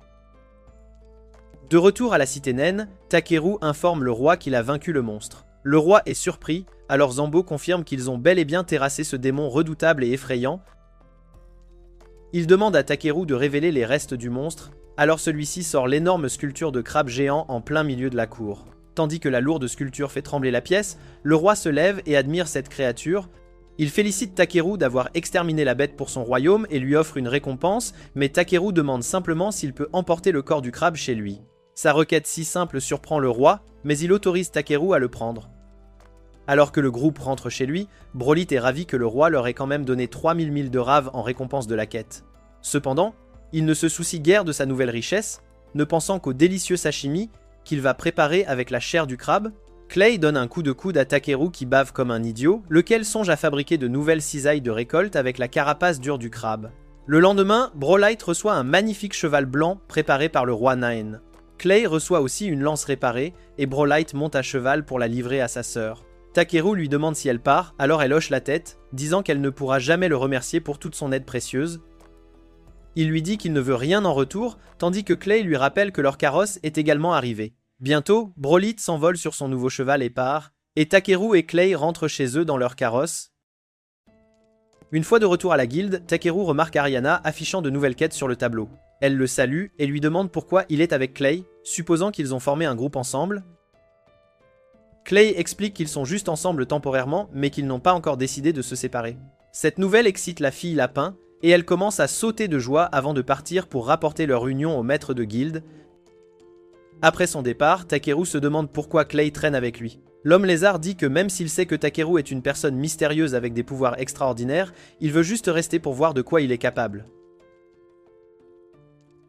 Takeru se sent mal à l'aise de devoir partager ses secrets avec une autre personne, mais il fait confiance à Clay pour être un bon membre du groupe. Après quelques discussions, il décide de former une véritable équipe et de se nommer l'équipe Eben Azur. Plus tard, Takeru apporte de l'Hildrite de haute qualité à Grutas, qui se met soudainement à trembler en tenant le minerai. Takeru pense que le nain est déçu et se demande pourquoi il n'apprécie pas cette qualité supérieure. Puis, il pense que les matériaux de meilleure qualité pourraient être trop difficiles à manipuler pour Grutas. Mais soudain, Grutas et Ribble se mettent tous deux à pleurer, fous de joie d'avoir la chance de travailler avec le minerai de leurs rêves. Ribble remercie Takeru pour son aide si généreuse, et Grutas dit qu'il n'a jamais vu autant d'Hildrite en plus de 120 ans d'existence. Voyant les nains si heureux, Takeru est soulagé qu'ils apprécient ces matériaux de qualité. Bien qu'il sache que l'Hildrite est de haute qualité, elle aurait été inutile si le minerai était trop difficile à traiter pour eux. Cependant, Ribble lui dit qu'ils n'ont pas l'argent nécessaire pour acheter un matériau aussi précieux et rare. En réponse, Takeru lui rappelle qu'elle peut simplement fabriquer les cisailles de récolte, ce qui lui suffira amplement. Néanmoins, il leur dit de se concentrer d'abord sur la création de leur épée pour la compétition. Un mois plus tard, le maître de Gildewayd dit à Takeru que quelqu'un a écrit une lettre pour le convoquer. Alors que Takeru prend la lettre, Clay remarque qu'elle provient de la noble famille Lusubok, dont est issu le seigneur de la cité de Belkan. Clay explique que le seigneur de la cité est en fait le seigneur de tout le territoire de Lusubok, une région entière qui inclut la cité de Belkan. Voyant que le seigneur du territoire a un statut élevé, Takeru pense que ce sera trop de problèmes de traiter avec lui. Il dit à Wade qu'il aura mal au ventre demain, donc il ne pourra pas rencontrer le seigneur. Cependant, le maître de guilde lui dit de ne pas s'inquiéter car Lord Belminant est un homme plutôt décontracté et très sympa. Finalement, Takeru décide de regarder la lettre et apprend que Belminant a invité l'équipe de Clay à son domaine pour lui offrir une récompense pour sa performance aux plaines de Stavlov. Alors que Clay est surpris d'être la raison de leur invitation, Takeru pense que le seigneur de la cité utilise juste la récompense comme excuse pour le rencontrer. Clay est d'accord, pensant que le seigneur de la cité veut simplement voir Bee, le bébé dragon. En entendant cela, Takeru devient instantanément protecteur envers Bee, mais Wade le rassure en lui disant que le seigneur de la cité ne le volera pas. Clay dit aussi qu'il quitterait simplement Belkan si le seigneur de la cité s'avérait être une personne aussi maléfique. Finalement, Takeru décide de faire suffisamment confiance au seigneur de la cité pour aller le voir avec Clay. Un peu plus tard, ils partent pour le manoir du seigneur de la cité dans un carrosse. Alors que le carrosse s'éloigne, tous les habitants de la ville regardent avec étonnement ce luxueux véhicule. Takeru se demande pourquoi tout le monde est si impressionné. Alors Clay explique que peu de gens ont l'occasion de voir un noble de haut rang comme le seigneur. Il révèle aussi que si une personne peut obtenir le soutien du seigneur de la cité, elle montera instantanément en puissance et en statut, même si elle est faible elle-même. Alors que Takeru hoche la tête en signe de compréhension, ils arrivent bientôt au manoir. Quand Takeru regarde par la fenêtre du carrosse, il est choqué de voir un château luxueux, bien plus grand que tout ce qu'il avait pu imaginer. Après être sorti du carrosse, un majordome nommé Raymond les accueille. Takeru et Clay le suivent alors qu'il les guide à travers la demeure. À l'entrée, des rangées de servantes accueillent les invités. Alors qu'ils avancent dans la maison, une petite fille court soudainement vers Takeru. Elle regarde Bee et le trouve un peu drôle, puis exige soudainement que Takeru lui remette le dragon. Alors que Takeru refuse, elle semble stupéfaite. La jeune fille affirme que les dragons sont des créatures nobles, donc elle mérite naturellement d'en posséder un en tant que noble elle-même. Clay réalise que la petite fille s'appelle Tiras. Takeru la scanne immédiatement et découvre qu'elle est la fille du seigneur de la cité. Se demandant comment gérer cet enfant têtu, Takeru s'agenouille, ce qui la surprend énormément. Puis, il lui demande pourquoi elle pensait qu'elle allait obtenir le dragon. Elle explique que quelqu'un nommé Bernard lui a parlé de Bee et depuis lors, elle a voulu la voir. Takeru l'interroge sur Bernard qui lui a dit d'être têtue et insistante si elle voulait prendre son dragon. Takeru se demande qui est Bernard et dit à Tiris que Bee fait partie de sa famille donc il ne peut pas le donner. Elle appelle le nom de Bee et Bee répond poliment à son salut avec beaucoup de gentillesse. Cela surprend la jeune fille, alors Takeru explique que Bee peut parfaitement comprendre le langage humain. Tiris se sent embarrassée d'avoir dit tant de choses impolies sur Takeru et Bee et dit qu'elle s'attend à ce qu'ils soient une famille. Alors qu'elle s'excuse pour toutes ces paroles blessantes, Bee dit à Tiris qu'il lui pardonne, et Takeru lui demande pourquoi elle voulait un dragon si désespérément. Tiris fond en larmes, disant qu'elle a besoin d'un dragon pour sa mère. Avant qu'elle ne puisse expliquer, Lord Belminant apparaît dans le hall. Quand Takeru regarde le beau seigneur de la cité, il est choqué qu'un homme si jeune soit en fait le père d'une adolescente. Belminant s'approche de Takeru, se présente, puis lui offre une poignée de main. Après s'être serré la main, Belminant emmène Takeru et Clay dans une pièce privée pour discuter. Il s'excuse pour le comportement impoli de sa fille, mais Takeru lui dit que cela ne l'a pas dérangé. Clay lui demande pourquoi il les a invités, et il explique qu'il avait besoin de leur aide. Clay est choqué qu'il ait besoin d'aide et se demande si c'est à propos de sa femme. Belminant hoche la tête, et Clay dit à Takeru que sa femme, Militaria, est alitée à cause d'une maladie depuis les 6 derniers mois. Belminant explique qu'il a entendu les rumeurs selon lesquelles Takeru aurait guéri la maladie incurable d'un étranger dans les bidonvilles, alors il l'a invité pour son aide. Takeru soupire, sachant que c'est sa faute si les rumeurs se sont propagées, et Belminant le supplie de l'aider. En pensant à ses pouvoirs de guérison, Takeru se souvient qu'il a littéralement transformé tout le corps de Clay, alors il a peur de blesser la dame avec un mauvais dosage. Belminant dit ensuite à Takeru que Tiris voulait un bébé dragon à cause de sa mère. Cela trouble Takeru, alors Belminant explique que Tiras partira bientôt pour aller à l'école dans la capitale royale, et elle voulait un animal de compagnie mignon pour tenir compagnie à sa mère pendant son absence. Clay s'émeut de la gentillesse de la petite fille, puis commence à lancer des regards noirs à Takeru, lui faisant réaliser qu'il n'a pas d'autre choix que de les aider. Takeru accepte d'aider, mais a toujours peur d'avoir des ennuis s'il blessait accidentellement la femme d'un noble. Finalement, il demande à Belminant de voir sa femme, et il les emmène joyeusement dans sa chambre. Après avoir annoncé leur arrivée, il ouvre la porte et les conduit à l'intérieur. La pièce est sombre, et Takeru remarque immédiatement à quel point la ventilation est mauvaise. Quand Militaria demande à son mari pourquoi il est venu, Takeru est choqué de voir à quel point elle a l'air malade et faible. Avant de commencer son diagnostic, il demande à Belminant s'il peut éclairer la pièce. Cependant, Belminant explique que sa femme ne supporte pas la lumière du soleil, alors il garde la pièce sombre pour elle. Takeru hoche la tête et s'approche de la dame pour utiliser son scan afin de vérifier son état. Belminant demande si ses maladies sont curables et Takeru lui dit qu'il peut gérer les douleurs articulaires de la dame et d'autres symptômes. Cependant, il est confus par son empoisonnement de survivants de maladies car il n'a jamais entendu parler d'une telle maladie auparavant. Voyant Takeru perdu dans ses pensées, Clay se demande si quelque chose ne va pas. Takeru dit à Belminant qu'il a besoin de sa pleine confiance avant de commencer le traitement. Militaria dit alors qu'elle veut juste retrouver assez de force pour tenir sa fille à nouveau, même si elle ne peut pas se rétablir complètement. Entendant les mots déchirants de sa femme, Belminant supplie Takeru de l'aider, et Takeru hoche la tête, se préparant à commencer la procédure. Clay se demande si Takeru utilisera le sort qu'il a utilisé pour guérir ses blessures, mais il explique que s'il utilisait ce sort, cela drainerait trop de mana de Militaria, donc il ne peut pas l'utiliser dans son état actuel. Puis, il pense à réparer l'atmosphère sombre de la pièce et se demande comment faire sans irriter les yeux de la dame. Il décide de lancer un sort de guérison doux sur ses yeux et lui demande de les ouvrir délicatement. Militaria hoche la tête et ouvre lentement les yeux, surprise que sa vision se soit autant éclaircie. Takeru lève son bâton pour nettoyer l'aura négative de la pièce. Alors qu'il lance le sort de nettoyage, un vent puissant souffle à travers toute la pièce, surprenant tout le monde. Une fois que le vent se calme et que la pièce est purifiée, Militaria réalise que ses yeux peuvent maintenant facilement supporter la lumière vive du soleil. Inquiet pour sa femme, Belminant lui demande si elle va bien. Elle hoche la tête, versant des larmes de joie alors qu'elle partage son bonheur avec son mari. Clay félicite Takeru pour le travail bien fait, mais il ne semble pas trop heureux de cela. Tout en restant silencieux, Takeru regarde les serviteurs de Belminant debout dans la pièce. Puis, il dit discrètement à Clay qu'il expliquera la situation en privé. Plus tard, dans une pièce séparée, Takeru dit à Belminant que sa femme a été empoisonnée à l'ivore. Takeru pense que son empoisonnement a été causé progressivement par de petites quantités de poison utilisées dans sa nourriture. Belminant se demande pourquoi quelqu'un lui ferait une telle chose, mais réalise ensuite que c'était un plan malveillant conçu pour la tuer délibérément. Puis, Takeru explique qu'il n'est pas très familier avec cela, donc il ne peut pas guérir le poison de la substance. Quand il demande à Belminant d'acheter lui-même l'antidote de l'ivore, il révèle qu'il n'existe en fait aucun antidote pour cette substance.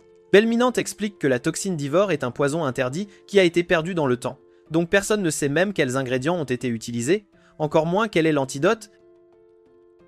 Takeru pense qu'ils peuvent guérir le poison en créant eux-mêmes de l'Ivor, mais Clay lui rappelle qu'il ne sera pas facile de recréer un poison légendaire. Soudain, Belminante se souvient d'un moyen de chercher des indices précieux. Il sort de vieux livres écrits par ses ancêtres, espérant que l'un d'eux contienne la recette du poison. Cependant, comme les livres sont écrits dans une langue ancienne, Belminant ne peut pas réellement les lire et les comprendre. Takeru hoche la tête et prend les livres, et grâce à sa compétence linguistique spéciale, il est capable de lire les titres. Cependant, il ne peut pas lire tous les livres en peu de temps, car il n'est pas un robot, alors il décide plutôt de les parcourir rapidement pour trouver tout ce qui est lié au poison. Il utilise sa compétence de recherche et trouve l'Ivor mentionné dans l'un des livres. Après avoir ouvert le livre, Takeru dit à Belminant qu'il contient la description de la fleur d'Ivor. Cependant, il pense que la description de la fleur est difficile à déchiffrer, car elle semble avoir été écrite par un enfant. Tout le monde commence à se sentir mal à l'aise, mais Takeru le lit quand même à voix haute. Il s'avère qu'un jour, une fille explorait la terre pour trouver des herbes quand elle a découvert un grand lac. Alors qu'elle se reposait sur un rocher en forme de cheval près du lac, la jeune fille a trouvé des fleurs d'ivoire de couleur or qui y poussaient. Alors que Takeru continue de jacasser à propos du journal de la fille, Clay lui ferme la bouche et dit à Belminante qu'il reconnaît en fait cet endroit. Belminante est choquée, alors Clay lui montre un point sur la carte où il a vu un rocher de cheval similaire près d'un village. Il révèle que le village s'appelle Hachette et Belminant note qu'il est situé assez loin de son territoire. Il explique qu'il leur faudra environ 5 jours juste pour atteindre le village, alors Takeru suggère de partir dès que possible pour obtenir le traitement de la dame. Alors qu'ils quittent tous le manoir, l'un des serviteurs de Belminante les observe par la fenêtre. Avant de quitter le manoir, Takeru place des pierres magiques à l'extérieur. Clay se demande pourquoi il fait cela, alors il explique que c'est une mesure de sécurité contre quiconque pourrait tenter de nuire à Militaria en leur absence. Alors que Belminante réalise à quel point il était négligent, Tiris arrive en courant vers eux, se sentant coupable d'avoir intimidé la personne qui traite sa mère. Elle s'excuse rapidement d'avoir été si impolie envers Takeru lors de leur première rencontre. Il est surpris par le comportement mature de la jeune fille et admet que ses actions l'ont blessé. Cependant, il loue sa capacité à reconnaître son erreur, ce qui la laisse confuse. Takeru explique que si une personne peut admettre son erreur, cela signifie qu'elle valorise les pensées et les sentiments des autres. À ses yeux, Tiras aura d'excellentes relations si elle continue d'être si mature dans ses interactions. Alors que la jeune fille fond en larmes à cause de ses encouragements chaleureux, Takeru lui pardonne et lui rappelle d'être prudente quant à son comportement. Elle hoche la tête, mais il la prévient ensuite qu'après son départ de la maison, les majordomes de Belminant pourraient essayer de la tromper. Il la met donc en garde de toujours discuter de ces questions importantes avec son père. Puis Takeru quitte la zone avec Clay. Alors qu'ils galopent sur leurs chevaux, il utilise un sort rapide et léger pour augmenter leur vitesse de déplacement. Clay est excité par cette sensation puissante, son cheval se transforme soudainement en montagne russe. Takeru réalise enfin qu'il a mis un peu trop d'énergie dans son sort, mais il est trop tard, car son propre cheval s'élance aussi à la vitesse de la lumière. Après beaucoup de galop, ils atteignent enfin le village. Takeru se demande comment cette zone désolée pourrait soutenir la population d'un village, alors Clay explique que c'était un paradis florissant dans le passé. Alors qu'ils traversent la terre stérile, Takeru se demande si le lac s'est aussi asséché. Clay ne le pense pas, car une si grande étendue d'eau ne peut pas s'évaporer aussi facilement. Takeru hoche la tête, et après un peu plus de voyage, ils arrivent enfin au lac. Après s'être approché, Takeru utilise son sort de scan et trouve quelque chose d'intéressant. Il dit à Clay que la sécheresse pourrait avoir été causée intentionnellement par quelqu'un. Soudain, des villageois apparaissent et sont choqués de les voir.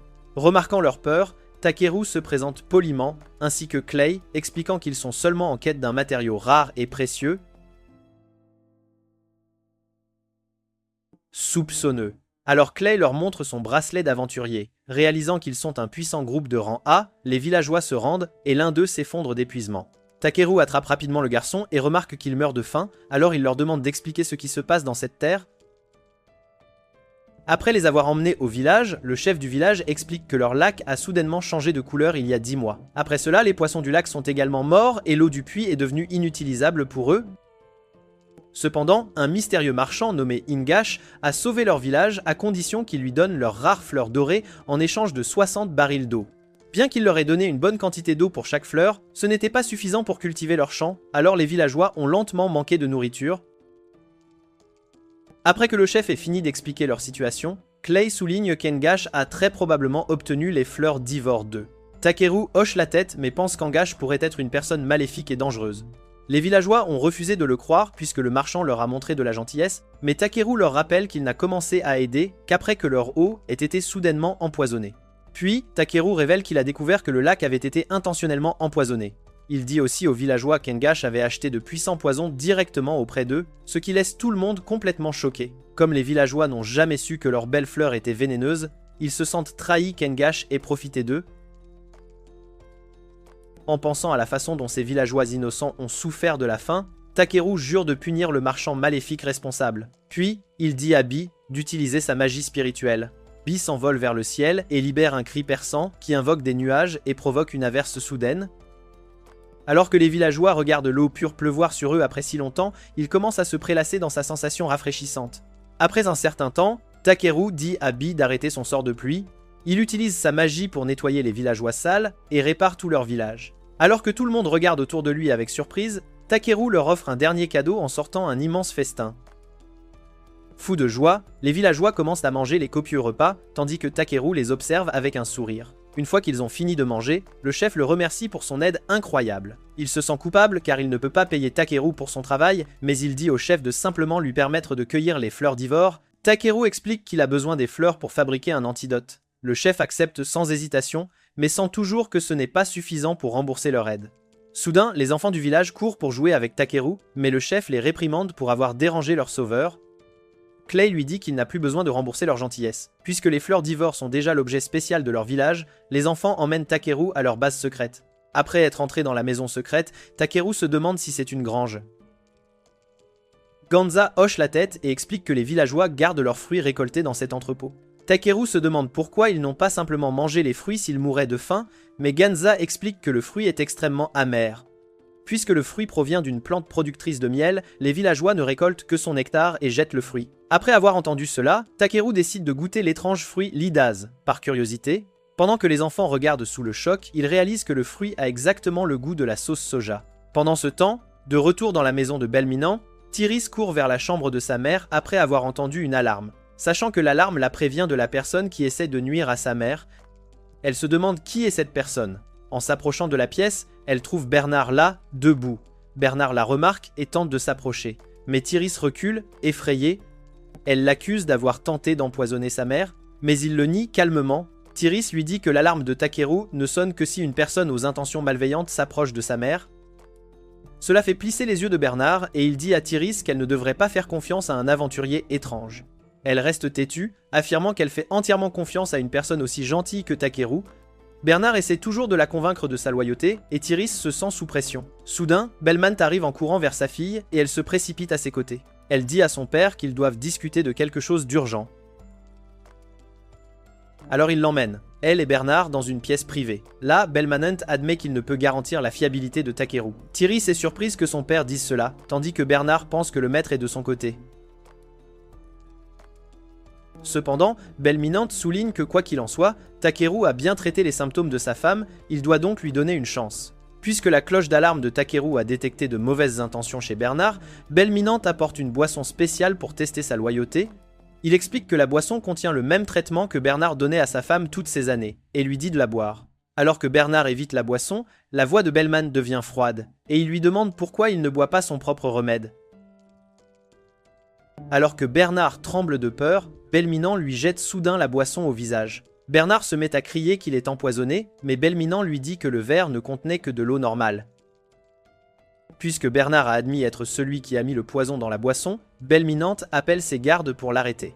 Après que Bernard soit emmené, le majordome en chef donne un étrange papier à Belminant. Il explique que le papier a été trouvé parmi les affaires de Bernard, et Belminant est choqué par l'ancienne langue qui y est écrite. Il réalise que c'est en fait un chiffre complexe qu'un criminel ordinaire ne peut pas utiliser. Avec cette information, Belminant pense qu'une grande organisation criminelle pourrait le cibler. De retour au village, un villageois remarque un homme étrange frappant à la porte du chef du village. Il demande qui il est, mais est choqué quand il réalise que c'est Angash lui-même. Angash lui dit qu'il voulait les fleurs d'Ivor le plus vite possible, c'est pourquoi il frappait à la porte du chef.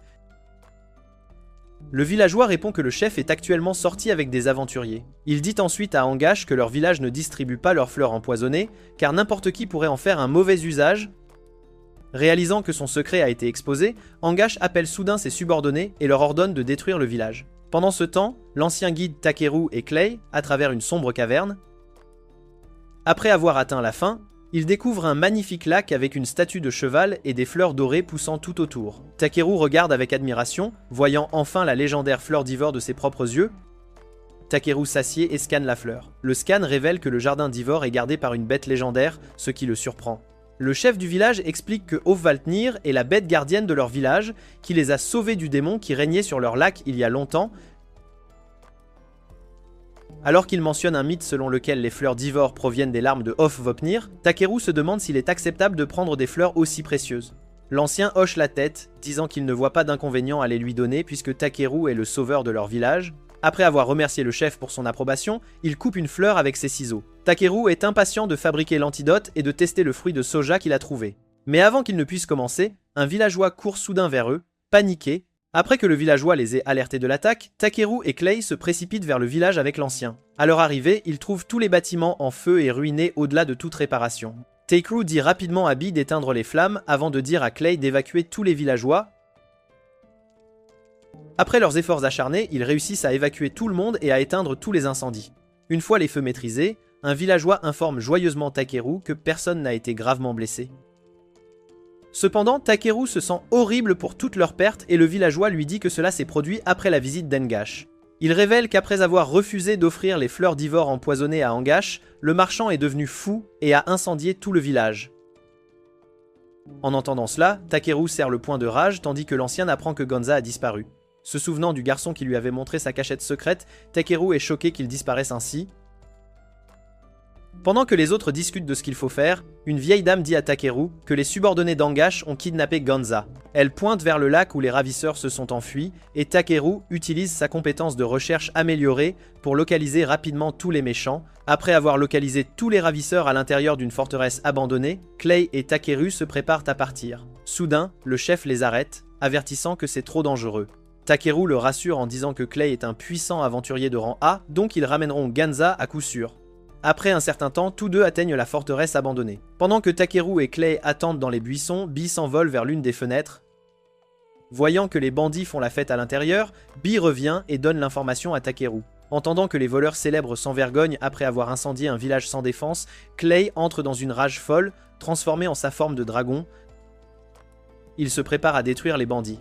Heureusement, Takeru le calme en soulignant que les bandits pourraient blesser Gonza s'ils chargeaient imprudemment à l'intérieur. Clay réalise qu'il a raison, mais continue de rugir de rage car il veut juste déchaîner sa fureur.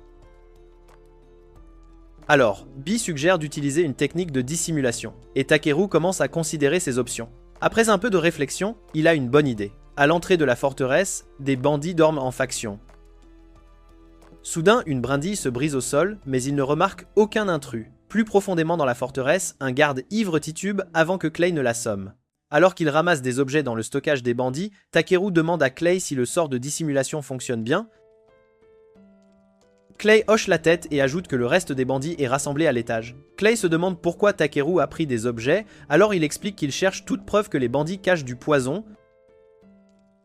Ensuite, ils partent fouiller la forteresse à la recherche de Gonza. Après un certain temps, ils sont frustrés car Gonza est introuvable et Clay pense qu'il est temps de forcer les bandits à révéler l'emplacement du garçon. Alors qu'ils se dirigent vers la zone de fête, les bandits rient et se moquent du village pour avoir refusé leur maître. L'un d'eux dit qu'ils obtiendront finalement les fleurs d'Ivor en utilisant Gonza comme, et les autres rient de joie. Pendant ce temps, Ingash reste silencieux avec une expression sérieuse. Alors que ses subordonnés pensent que c'est le moment, ils augmentent le prix du poison d'Ivor. Un bandit demande à son partenaire comment il va augmenter le prix. Alors l'homme évoque le seigneur Belmont et son histoire. Le bandit souligne que même le puissant noble ne peut pas traiter l'empoisonnement à l'Ivor de sa femme, ils peuvent donc répandre cette nouvelle dans le monde entier. Puisque l'Ivor est un matériau si rare, il pourrait le vendre avec d'énormes profits à tout assassin intéressé, tandis que les autres bandits sont émerveillés par son idée incroyable. Ingash frappe avec une bouteille. Il rappelle à son subordonné que le plan est censé rester secret, et Takeru comprend enfin pourquoi le marchand était si intéressé par l'Ivor. Clay commence à se sentir agité après avoir entendu les plans maléfiques des bandits, alors Takeru lui dit d'entrer et de les anéantir sans tuer. Clay hoche la tête et défonce la porte principale. Tandis que les bandits regardent avec terreur, Clay entre et les avertit de se préparer. Voyant ses subordonnés se faire absolument malmener par ce dragon, Angash décide rapidement de s'échapper avec sa vie pathétique. Il ordonne à l'un de ses hommes de lui apporter une arme secrète, mais celui-ci hésite car l'arme n'est pas prête. Cependant, Angash lui dit qu'ils n'ont pas d'autres options, alors le bandit se précipite pour la récupérer. Soudain, l'invisible Takeru prétend être un bandit et demande à Angash s'il devrait déplacer leur otage. Angash lui dit que ce n'est pas nécessaire, car Ganza est en sécurité dans un bâtiment extérieur, mais quand il se retourne, personne n'est là. À l'extérieur de la forteresse, Takeru se demande s'il peut trouver le stockage extérieur dont Ingash parlait. Bientôt, il voit une seule pièce gardée par un garde, et Bee dit à Takeru qu'il s'en occupera. Pendant que le garde grommelle de manquer la fête, Bee le surprend avec un coup de tête dans le ventre. Après que le pauvre garde traverse un mur de briques, Takeru demande à Bee s'il est blessé. Bee lui dit qu'il va parfaitement bien, alors Takeru se concentre sur le bâtiment de stockage. Alors qu'il appelle Ganza, le garçon répond de l'intérieur d'une pièce verrouillée. Soulagé de le voir en bonne santé, Takeru brise la serrure en durcissant sa main. Une fois la porte ouverte, Ganza se met à pleurer de soulagement et court dans les bras de Takeru. Après avoir calmé le garçon, Takeru l'emmène dehors, où le reste des bandits paniquent pour échapper au monstre. Quand il voit les tentacules du monstre, Takeru demande à un bandit quelle créature est à l'intérieur, et l'homme lui dit que c'est le démon du lac. Takeru pense que Clay est assez fort pour gérer le démon, mais il pourrait être désavantagé face à un adversaire inconnu. Alors qu'il pense à aider Clay, il demande à Kanza s'il pourrait se cacher quelque part. Cependant, Takeru réalise que le garçon n'est pas en état d'être seul, alors il lui dit de s'accrocher fort. Une fois que Ganza se calme, Takeru court à l'intérieur de la forteresse. Là, il trouve Clay combattant la créature. Quand la fumée se dissipe, Takeru réalise que le démon est en fait une anémone de mer géante. Il la scanne pour vérifier ses statistiques et découvre que ce n'est qu'un démon de rang B invoqué par Angash. À proximité, Angash supplie Takeru de lui sauver la vie, mais il lui rappelle que tout ce désordre est de sa faute. Pourtant, lorsque le démon frappe avec un tentacule, il protège Angash avant qu'il ne puisse le dévorer. Après que le tentacule ait envoyé le gros marchand voler, Takeru se précipite pour aider Clay. Clay le félicite d'avoir sauvé Ganza et explique que les tentacules du démon continuent de réapparaître sans fin. Pour l'empêcher de se régénérer, Takeru gèle tout le corps du démon avec une compétence de souffle de glace. Clay pense que le monstre est vaincu, mais Takeru lui dit de le tuer avant qu'il ne sorte de la glace. Takeru lui dit de viser le cerveau du monstre entre ses deux yeux rouges. Alors Clay ne perd pas de temps et frappe le point faible avec un puissant coup de poing. Cependant, cela ne fait qu'enrager le démon, et il libère une armée de tentacules pour attaquer Takeru. L'attaque le projette hors de la forteresse avec Ganza, mais Takeru parvient à peine à rattraper l'enfant. Il jette l'enfant à Bee et tombe dans le lac empoisonné en contrebas. Alors qu'il s'enfonce dans le poison, Takeru se demande s'il va mourir après avoir obtenu tant de capacités surpuissantes.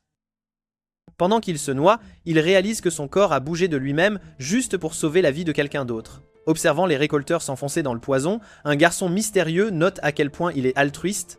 Alors qu'il croit que la gentillesse de Takeru change le monde pour le mieux, il sent aussi qu'il y a beaucoup trop d'anomalies étranges. Pour aider Takeru à combattre ses problèmes, l'homme décide de l'aider à survivre. Pendant ce temps, Takeru est triste de mourir sans avoir mangé toutes les délicatesses du monde. Soudain, il entend une voix de femme venant du vide, mais il continue de l'ignorer tout en déplorant son propre destin. Rétablie, mais Takeru continue de l'ignorer obstinément. Finalement, elle s'énerve et le tire hors de l'eau. Alors Takeru remarque enfin le cheval volant qui le tient. Il se demande qui elle est, alors elle se présente comme Ofaltmir. Avant qu'il ne puisse demander quoi que ce soit, elle montre à Takeru le lac, qui est devenu d'un bleu pur. Il se demande comment le lac a changé si radicalement, et Ofvopnir lui dit qu'il a purifié son lac. Elle explique qu'il y a longtemps, l'un des éléments magiques de l'écosystème du lac l'a affaibli. Afin de protéger son lac, elle a créé les fleurs d'Ivor, qui avaient le pouvoir d'absorber le poison du lac. Cependant, cela a épuisé tous ses propres pouvoirs. Alors elle s'est transformée en la célèbre statue de cheval. Malheureusement, Ingash est venu et a ruiné tous ses efforts. Mais Takeru a purifié le lac et restauré son pouvoir en absorbant l'élément magique toxique. Takeru accepte humblement les remerciements de Ofvaltnir avant qu'elle ne le ramène à Clay et Ganza. Il leur dit que ce cheval blanc lui a sauvé la vie, mais Clay et Ganza sont incapables de la voir. Alors que Takeru réalise qu'il est le seul à pouvoir voir la bête légendaire, elle disparaît dans un éclat de lumière. Ensuite, il ramène Ganza au village et part avec Clay. Dehors, il crée un cercle de pierres magiques, expliquant que cela lui permettra d'utiliser un sort magique spécial. Clay hésite, mais décide de faire confiance aux capacités de Takeru. Après que Clay soit entré dans le cercle, Takeru utilise un sort de portail, qui les téléporte de nouveau au manoir Belmanance. Après leur retour, ils ont obtenu l'aide d'un médecin de la guilde des aventuriers pour créer un antidote à l'ivore. Une fois l'antidote prêt, Takeru le donne à Militaria. Quand elle boit le liquide, son état s'améliore instantanément. Belminant demande à Takeru de l'examiner, alors il scanne son corps avec sa capacité. Puisque le scan ne montre plus d'empoisonnement à l'ivare, Takeru rassure Belminant que sa femme a été guérie. Cette bonne nouvelle met Tiras en larmes, et toute la famille commence à pleurer en célébrant. Après avoir guéri la dame, Takeru retourne au village, où tout le monde est occupé à reconstruire ses maisons. Le chef est triste que leur village ait été entraîné dans tant de destruction, alors Takeru le rassure en lui disant qu'Angash est sous la garde du seigneur du territoire avec toutes les preuves contre lui. Puisque son village est enfin en sécurité, l'ancien se demande comment remercier Takeru pour son aide immense. Takeru lui dit qu'il ne veut pas de grande récompense, mais il décide de lui montrer quelque chose. Après un petit moment, il cuisine une pomme de terre et y verse de la sauce aux fruits de soja. Alors que le chef prend une bouchée de la pomme de terre assaisonnée, il tombe amoureux du goût. Takeru lui dit que c'est fait avec de la sauce soja. Puis il demande s'il peut acheter des fruits lidas en vrac de leur village. Le chef accepte sa demande. Alors Takeru demande s'il peut étendre le champ de fruits lidas après avoir fait des profits. Le chef se demande ce qu'il fera avec tant de fruits inutiles, alors Takeru lui dit qu'il peut les vendre à Belkaïm comme spécialité du village. L'offre d'argent met enfin les rouages du chef en marche, et Takeru invite bientôt le reste des villageois à goûter à quel point leur fruit inutile peut être bon. Ensuite, il dit au revoir au village et retourne auprès de Clay. Clay se demande comment il se sent après tous les événements récents, et Takeru admet qu'il est fatigué. En fait, Takeru regarde le soleil et pense qu'il est si épuisé qu'il commence à halluciner. Mais quand Clay regarde vers l'endroit où Takeru voit l'hallucination, il réalise qu'il peut la voir aussi. Bientôt, Ofvopnir se matérialise devant eux et déclare qu'elle est une vraie créature. Puis, elle atterrit devant eux, alors Takeru demande pourquoi elle a quitté le village. Ofvopnir lui dit qu'elle en avait assez d'être coincée dans le même village, et à ce moment-là, le cheval se transforme en femme. Elle dit à Takeru qu'elle veut voyager le monde avec lui, mais Clay pense que ce n'est pas une bonne idée. Cependant, Ofvopnir est confiante qu'elle s'amusera beaucoup à voyager avec Takeru, et lui rappelle qu'il voulait un cheval de toute façon. Takeru hoche la tête, mais pense que c'est trop d'utiliser une bête légendaire comme une monture ordinaire. Ofalpenir ne semble pas s'en soucier et dit joyeusement à Takeru qu'il peut aller où il veut avec elle. Alors que Ofalpenir commence à le harceler, Takeru réalise qu'elle va être une sacrée plaie. Quelques jours plus tard, Takeru rend visite à Gralfus pour lui demander s'il peut forger une autre paire de ciseaux de récolte. Le forgeron lui dit fièrement que sa toute nouvelle épée a remporté un concours grâce à l'Hildrite de haute qualité de Takeru, il est donc plus que prêt à lui créer la meilleure paire de ciseaux de cueillette. Une fois que Takeru a terminé sa discussion avec Grotas, il quitte la boutique et trouve Varpi qui l'attend. Alors qu'il pense que c'est agréable d'avoir une compagne pour son voyage, elle lui demande si elle devrait fouetter Grotas pour le faire travailler plus vite. Takeru lui dit qu'il lui achètera un champ de coton plus tard, alors elle abandonne et lui demande de la nourriture. Soudain, Bee arrive, également intéressé par la nourriture, et il commence à se disputer avec Barpi. Juste à ce moment-là, Grit appelle Takeru par derrière, voulant discuter de quelque chose avec lui. Après avoir invité Takeru à la guilde, Grit explique qu'ils sont sur le point d'organiser la compétition annuelle de cueillette pour les aventuriers. Ariana invite Takeru à participer, mais il leur dit qu'il ne veut pas le faire puisqu'il n'est qu'un cueilleur occasionnel. Cependant, Grit explique que Belmanan lui-même veut qu'il participe. Puisqu'il est celui qui parraine tout l'événement, se sentant mal de refuser un ami, Takeru accepte. Quelques jours plus tard, devant la guilde des aventuriers, le maître de guilde explique que Belminan a parrainé cet événement comme cadeau de rétablissement pour sa femme. Ensuite, il informe les aventuriers que leur objectif est de trouver 7 laines colorées de moutons arc-en-ciel, ce qui surprend Takeru. Bien qu'étant un cueilleur, Takeru ne connaît pas ce matériau, et le maître de guilde explique que c'est assez rare, donc cela pourrait nécessiter quelques recherches pour le trouver. Cependant, il déclare qu'il est interdit de demander de l'aide à une autre personne, car cela irait à l'encontre de l'esprit de l'événement. Alors que le maître de guilde délivre cette information, Varpi réalise que Takeru ne peut plus la monter pour l'événement. Le maître de guilde explique que recevoir de l'aide de leur groupe est interdit, et après avoir passé en revue toutes les règles, il s'assure que tout le monde comprend. Clay dit à Takeru qu'il est seul, ce qui stupéfie Bee. Heureusement, Takeru pense qu'il peut survivre en utilisant sa magie, alors Clay lui demande s'il utilisera la magie de téléportation pour chercher le matériau. Cependant, Takeru refuse d'utiliser un si grand sort, car cela créerait probablement beaucoup de mauvais perdants et de problèmes pour lui plus tard. Bientôt, le maître de guilde annonce le début de l'événement, mais Bee refuse de quitter Takeru. Varpi le détache de Takeru et utilise son mana pour l'endormir. Alors que Takeru est surpris, elle lui dit de participer à l'événement sans souci et de lui laisser le bébé dragon. Ensuite, Takeru sprinte rapidement vers la bibliothèque, où il parcourt un grand livre pour trouver des informations sur les moutons arc-en-ciel. Après avoir appris que les bêtes habitent la montagne de Takorwana, Takeru se précipite vers l'endroit. Quand Takeru atteint la montagne, il pense qu'il a beaucoup de travail à faire puisque les moutons vivent à son sommet. En pensant à Bee, il se sent anxieux puisque c'est la première fois qu'il fait une quête sans lui. D'une manière ou d'une autre, il a l'idée que Bee commencerait à manger de façon excessive à cause du stress et à grossir, ce qui l'amuse. Pendant ce temps, Bee grignote tristement un sandwich et Varpi lui demande pourquoi il est si inquiet. Elle rappelle au bébé dragon que Takeru a une forte barrière de protection, mais affirme ensuite qu'elle lui aurait été utile comme cheval. Cela agace Bee, car il est habitué à être la monture de Takeru. Alors Varpi se lève pour prouver qu'elle est plus rapide que lui. Clay l'arrête, lui rappelant que tout le monde sait déjà qu'elle est la plus rapide. Le compliment rend Varpi heureuse, alors elle se calme, mais Bee est toujours agacée. Puis Clay loue aussi l'agilité de Bee, ce qui apaise finalement le bébé dragon.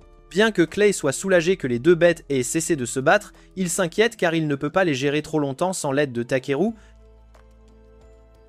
Plus tard cette nuit-là, Takeru mange un bol de gyoza chaud avant d'aller dormir. Le lendemain matin, il atteint le sommet de la montagne où il trouve les moutons arc-en-ciel paissant paisiblement tout autour. Sachant que les petits animaux sont rapides à la course, il se demande comment les attraper. Soudain, il a l'idée de parler le langage des moutons, ce qui attire tout le troupeau vers lui. Maintenant qu'il a l'attention des moutons, Takeru leur demande un peu de leur laine. Une brebis rose sort du troupeau et saute sur les genoux de Takeru, impatiente d'être tondue. Surpris par la nature confiante de la brebis, Takeru lui retire facilement de la laine avec un peigne. Ensuite, le reste des moutons s'approche également, désireux de lui offrir une partie de leur propre richesse. Après avoir récolté toute la laine dont il a besoin, Takeru commence à rentrer chez lui. En chemin, il remarque un dragon majestueux volant paisiblement autour de la montagne et se demande si Bee grandirait pour lui ressembler. Quelque temps plus tard, Takeru rentre chez lui et Bee s'accroche immédiatement à lui, pleurant comme s'il revenait tout juste d'une guerre. Bientôt, le maître de guilde annonce la victoire de Takeru et le promeut au rang FB. Takeru se demande ce qui est spécial à propos de son rang, alors le maître de guilde lui explique qu'il a maintenant la permission d'obtenir des quêtes d'aventure ou de récolte allant du rang F au rang B. Bien que Takeru semble envisager de rester un récolteur, le maître de guilde le met en garde de ne pas surlivrer sur la qualité de ses produits. Il explique que si Takeru continue de donner aux gens des matériaux de meilleure qualité que ceux pour quoi il paie, le reste du marché s'effondrera. Bien que Takeru se sente un peu ébranlé par cette nouvelle, le maître de guilde le calme et lui explique qu'il veut seulement le voir obtenir sa juste valeur. Puisqu'il et le reste de la guilde le soutiennent, ils ne veulent pas que Takeru se fasse arnaquer pour ses matériaux de haute qualité avec des récompenses insuffisantes.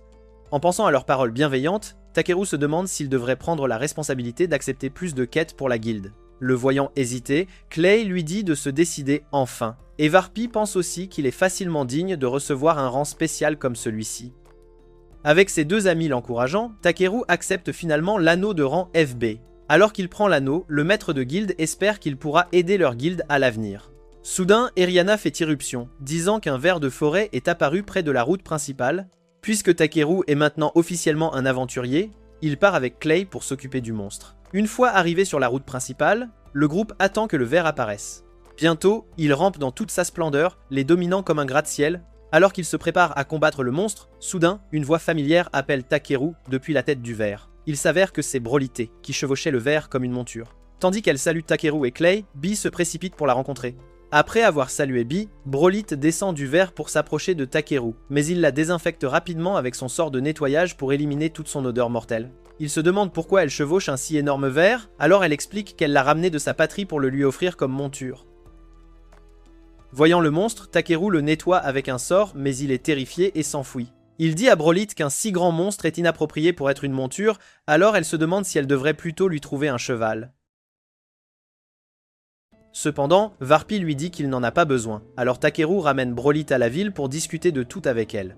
Après leur retour en ville, il offre un festin à Brolite et lui explique tout ce qui s'est passé après que lui et Clay se soient associés en tant que groupe. Ensuite, alors qu'il explique tout ce qui s'est passé dans le village et comment il a rencontré Varpi, Brolite demande si elle peut rejoindre son groupe. Takeru accepte de la laisser rejoindre le groupe. Alors Brolite montre fièrement les résultats de son dur labeur en révélant son anneau. Clay est surpris qu'elle ait un anneau d'aventurier de rang A, alors elle lui dit fièrement qu'elle a travaillé dur pour l'obtenir. Tandis que Clay est excité à l'idée de s'entraîner avec Brolite, Varpi pense qu'elle a une âme pure, car cela apaise son esprit. Quand Varpi commence à appeler Brolité par son identité secrète, Brolité lui demande de garder le secret et Varpi accepte. Ensuite, Takeru demande à Brolite pourquoi elle avait besoin de son aide, alors elle révèle que sa sœur, Ludakara, s'est enfuie de leur patrie. Brolite lui dit que Ludakara est la prêtresse de son village. En raison de son rôle spécial, la tradition du village exigeait que Ludakara épouse un elfe et leur donne des enfants forts, mais elle s'est enfuie parce qu'elle ne voulait pas épouser un homme quelconque et malodorant. Cependant, Ludakara avait dit qu'elle accepterait le mariage arrangé seulement si on lui offrait un magnifique cheval blanc en cadeau. Malheureusement, au moment où Brolite avait enfin trouvé le cheval pour elle, sa sœur était déjà partie chercher du lait. Tandis que Takeru se sent mal à l'aise avec cette discussion sérieuse, Brolite pense qu'il est la personne idéale pour retrouver sa sœur. Elle pense qu'il la trouvera facilement grâce à sa magie. Mais Takeru lui rappelle que si elle ramenait Ludakara au village, elle serait forcée d'épouser quelqu'un qu'elle n'aime pas. Elle explique qu'elle ne veut pas cela. Au lieu de cela, elle veut juste savoir pourquoi sa sœur a disparu sans un mot. Alors que Takeru comprend les sentiments sincères de Brolite, il accepte de l'aider. Ensuite, il demande à Clay et Varpi s'ils se joignent également, alors tous deux acceptent sans hésitation. Un peu plus tard, Brolite commence à les conduire tous au village des elfes. Takeru lui demande des indications pour le village, alors elle lui dit qu'ils le trouveront une fois qu'ils tomberont sur une forêt remplissant les bonnes conditions. Takeru se demande comment elle peut simplement utiliser n'importe quelle forêt pour rentrer chez elle, alors elle explique qu'elle utilise la magie elfique pour manipuler l'espace et créer un portail vers sa maison à travers certains points du monde. Takeru pense que sa magie ressemble à son propre sort de téléportation. Varpi propose d'amener tout le monde à la forêt à la vitesse de l'éclair, alors elle se transforme en sa forme de cheval et Brolite tombe instantanément amoureuse. Ils profitent tous d'une chevauchée confortable directement dans les profondeurs de la forêt. Une fois arrivé, Brolite utilise un sort d'invocation pour créer un portail vers sa terre qui apparaît comme un petit vortex. Elle dit à tout le monde de toucher le vortex et de fermer les yeux avant d'entrer elle-même dans le portail. Après le départ de Brolite, Clay et Bee s'approchent du portail et y entrent, mais Takeru hésite, en ayant peur. Avant qu'il ne puisse entrer, Varpi lui dit de garder un œil sur Brolite, disant qu'elle a ses propres secrets douloureux, malgré son air si joyeux. Après avoir dit cela, elle touche le portail et le traverse, laissant Takeru seul. Finalement, il rassemble le courage de toucher le portail, ce qui l'envoie à travers un vortex spatial dans une vaste et magnifique terre elfique. Tandis que Takeru admire les magnifiques paysages autour de lui, tout le monde se met en colère contre lui pour avoir mis si longtemps. Ils se demandent pourquoi ils ont l'air si mal en point en si peu de temps, mais soudain, des flèches leur sont tirées dessus. Takeru bloque les tirs avec un bouclier, et Brolite lui demande de ne pas attaquer car ceux qui tirent sur eux sont ses propres villageois. Bientôt, des villageois de la colonie elfique s'approchent d'eux, en colère que Brolite soit revenu. Ailleurs, dans une grotte sombre, une petite équipe d'explorateurs elfes découvre un étrange monument. L'un d'eux lit une prophétie sur le monument affirmant que l'étranger des elfes arriverait et donnerait une nouvelle force à leur terre. De retour auprès du groupe, Brolite essaie de convaincre l'elfe dirigeant que le groupe de Takeru les aidera à chercher sa sœur. Cependant, alors qu'il lui rappelle les règles de leur terre, il l'accuse d'avoir amené des étrangers dégoûtants sur leur terre pure. En entendant cela, Varpi devient enragé et s'avance pour affronter l'elfe. Révélant son identité de bête légendaire, elle leur crie dessus pour avoir insulté sa fierté. Alors que le ciel s'assombrit de sa fureur, Varpi se transforme en sa forme de cheval et frappe les elfes avec un puissant tonnerre. Bien que sa foudre ne donne aux elfes qu'une nouvelle coiffure, il s'excuse tout de même d'avoir manqué de respect à une déesse comme elle. Tandis que Varpi est toujours furieuse contre les elfes, Takeru réalise qu'ils ne peuvent pas l'entendre sous sa forme de cheval car sa puissance magique est trop écrasante. Les elfes demandent alors à Varpi pourquoi elle leur rend visite, alors Takeru s'avance pour expliquer. Cependant, comme ils ne font toujours pas confiance aux humains, les elfes deviennent prudents. Pour apaiser leurs inquiétudes, Takeru leur montre son anneau d'aventurier et explique que Brolite est membre de leur groupe. Finalement, les elfes décident de lui faire confiance et se retournent pour les conduire à leur village.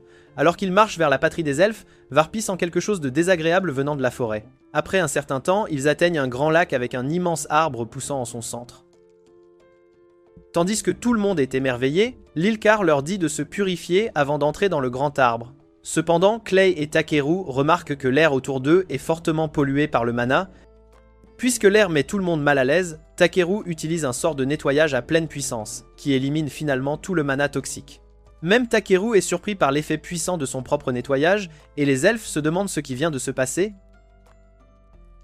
Ensuite, Brolite commence à guider tout le monde vers le grand arbre. Elle explique que l'arbre s'appelle Gawan et qu'il est le symbole de la patrie elfique. Brolyt révèle également que seuls les hauts elfes sont autorisés à guider les autres jusqu'au sommet de l'arbre, ce qui laisse tout le monde perplexe. Alors elle révèle qu'elle est une haute elfe. Alors que Brolyt se sent coupable de n'avoir jamais révélé son identité royale auparavant, Takeru se demande pourquoi c'est un si gros problème. En réponse, Brolyt leur dit que les hauts elfes ne sont pas autorisés à s'aventurer dans le monde extérieur, donc elle enfreignait les règles de sa propre maison en partant. Clay ajoute que les hautes elfes sont censés protéger la pureté de leur lignée elfique. Takeru se demande alors si les aventures passées de Brolyt ont causé la mort de certains de ses proches, mais elle le nie. Puisque personne n'a été blessé, il suppose que tout devrait aller bien. Il lui rappelle qu'elle est partie pour quelqu'un qu'elle aime, et lui dit que ce n'est pas grave si elle a un peu enfreint les règles. En entendant cela, Brolyt se souvient de sa propre famille et pense que Takeru pourrait avoir raison. Il lui dit ensuite que les règles du passé pourraient ne pas être adaptées au présent, et Clay est d'accord avec lui. Pendant ce temps, Varpi déclare carrément que les hauts elfes sont un tas de narcissiques bornés qui refusent de reconnaître le reste du monde. À ce moment-là, Bee se précipite pour réconforter Brolyt et elle commence à pleurer grâce au soutien de tous. En la voyant pleurer, Takeru réalise qu'il a dû être difficile pour elle d'admettre qu'elle commettait un crime aux yeux de son peuple. Ensuite, Brolyt conduit tout le monde plus profondément dans l'arbre, où ils entrent par une porte pour atteindre le palais des hauts elfes. Alors qu'ils entrent, une femme nommée Amber sort pour les accueillir. Brolyt lui demande une audience avec son frère. Alors Amber les conduit dans une pièce privée. Là, Takeru et les autres prennent du thé elfe frais en attendant le frère de Brolyt. Quelques minutes plus tard, le frère aîné de Brolyt entre dans la pièce et elle se précipite pour le serrer dans ses bras, mais il esquive son étreinte pour éviter d'être écrasé par sa force. Takeru est choqué de voir que ce petit elfe est en fait son grand frère. Peu après, Brolyt présente son frère comme le sceau d'Arjun, mais Takeru a du mal à prononcer son nom complet. Le voyant en difficulté, Arjun lui dit qu'il peut l'appeler comme il veut, alors Takeru se décide pour R comme surnom. Arjun sourit et l'accepte. Il se dirige ensuite vers Varpi et lui montre son respect, disant que toutes les terres elfiques sont honorées de sa visite. Après avoir salué Varpi, Arjun serre la main de Takeru et Takeru est surpris de le trouver si fragile. Remarquant sa réaction, Arjun demande si Takeru se sent mal à l'aise de voir quelqu'un d'aussi petit. Takeru dit maladroitement que cela ne le dérange pas, et Arjun admet que, malgré la grandeur que les hauts elfes peuvent afficher, ils sont tous maudits d'être incroyablement petits. Son humour autodépréciatif agace Brolyt, qui lui demande d'arrêter d'être amer. Cependant, Arjun l'arrête, insistant sur le fait que leur lignée est condamnée, peu importe ce qu'elle en pense. En entendant le mot malédiction, Takeru est choqué tandis que Brolyt fond en larmes, expliquant qu'elle fait tout ce qu'elle peut pour libérer leur lignée de celle-ci. Arjun l'exhorte ensuite à se calmer et se tourne vers le groupe de Takeru. S'excusant pour l'explosion soudaine de son jeune frère, Takeru lui dit que tout va bien, mais il réalise alors qu'Arjun vient d'appeler Brolyt son frère. Étonné, il se demande ce qu'Arjun voulait dire par là. Alors Brolyt explique fièrement que bien qu'elle soit une fille, il se trouve qu'elle est aussi en partie un garçon. Le reste du groupe reste complètement silencieux face à cette révélation, alors Takeru se demande pourquoi ils sont si calmes. Clay lui dit qu'il n'est pas inhabituel pour les hommes lézards d'avoir aussi deux genres, donc il n'est pas choqué par cette nouvelle. Arjun soupire, disant que Brolyt a aussi dû subir sa part de la malédiction des elfes. En pensant à la malédiction, Takeru demande à Arjun pourquoi le mana autour de leur arbre semble si extrêmement dense. Arjun est surpris que Takeru puisse le sentir, et explique que le mana est devenu plus épais depuis environ 6 mois maintenant. Takeru demande alors s'il peut essayer quelque chose pour aider. Alors Arjun conduit le groupe dehors dans une zone ouverte. Une fois là, Takeru commence à former une pierre magique en utilisant son propre mana, prenant Arjun complètement au dépourvu. Derrière lui, les gardes elfes le préviennent de garder ses distances. Cependant, Arjun reste juste à côté de Takeru, qui finit bientôt de former la pierre. Takeru lui demande alors de poser sa main dessus et de dire « Démarrer ». Arjun accepte, mais les gardes se précipitent immédiatement, essayant de l'éloigner. Malgré cela, il parvient à activer l'énorme pierre, qui s'élève dans les airs et commence à briller d'un vert éclatant. Alors que la brillante pierre verte tourne et libère du mana frais, elle purifie les environs, éliminant tout le mana toxique qui stagne dans l'atmosphère. Assez vite, tout le monde sent sa respiration s'alléger, et Takeru est satisfait du résultat. Brolyt jette alors un coup d'œil à Arjun, qui se souvient soudain de la prophétie elfique concernant un étranger qui restaurerait leur terre. Cela laisse Takeru perplexe, alors Arjun l'emmène au sanctuaire elfique. Une fois là, Takeru lit toute la prophétie après un seul coup d'œil, étonnant Arjun. Voyant la partie concernant les elfes perdant leur noble lignée, Takeru commence à se demander ce que cela signifie. Arjun croit que cela fait référence à la malédiction placée sur les hauts elfes, ce qui amène Takeru à se demander si l'étranger de la prophétie pourrait en fait être lui. Puisqu'Arjun hoche la tête, Takeru commence à penser qu'il ne correspond pas vraiment à la prophétie, car tout ce qu'il a fait a été de purifier l'air magique et non de restaurer la terre elle-même. Pourtant, il comprend que l'étranger doit venir d'une lignée différente. Plus tard, alors que Takeru prend un bain avec Clay et Brolyt, il continue de réfléchir à ce que la prophétie pourrait insinuer, se souvenant qu'ils n'ont même pas encore localisé la sœur de Brolyt. Il décide que déchiffrer la prophétie devrait être sa priorité absolue avant toute autre chose. Après le bain, Brolyt sort pour profiter de l'air frais, et Takeru s'approche d'elle. Quand il l'interroge sur la malédiction elfique, Brolyt reste complètement silencieuse. Juste à ce moment-là, Amber arrive derrière lui disant qu'elle sera celle qui expliquera tout. Amber dit à Takeru que la malédiction est une étrange maladie chronique qui s'est rapidement propagée parmi les hautes elfes. Elle ajoute que cette maladie a commencé à apparaître chez les enfants aux Elfes il y a plusieurs générations. Cependant, il y a environ 50 ans, la condition s'est soudainement aggravée sans raison claire. Et depuis lors, elle a affecté leur vie bien plus sévèrement qu'auparavant. Amber explique que de nombreux bébés elfes nouveau-nés de nos jours ne survivent même pas plus d'une semaine, laissant Takeru se demander ce qui pourrait bien causer une telle maladie. Malheureusement, Amber n'en connaît pas non plus la cause, et elle fond en larmes, se souvenant que son propre bébé n'a pas survécu, et craignant que toute sa race ne soit condamnée. Tandis que Brolyt réconforte Amber, Takeru se demande comment résoudre ce mystère. Quelque temps après, il va rencontrer la reine elfe, Melkaria, qui est immédiatement déconcertée par la couleur inhabituelle de son aura. Puisque Takeru n'a aucune idée de ce qu'elle veut dire, Melkaria continue d'examiner attentivement la teinte de son mana. Peu de temps après, elle remarque Bee perché sur son épaule et comprend instantanément que Takeru est l'individu le plus puissant de leur monde, personnellement choisi par un dragon ancien.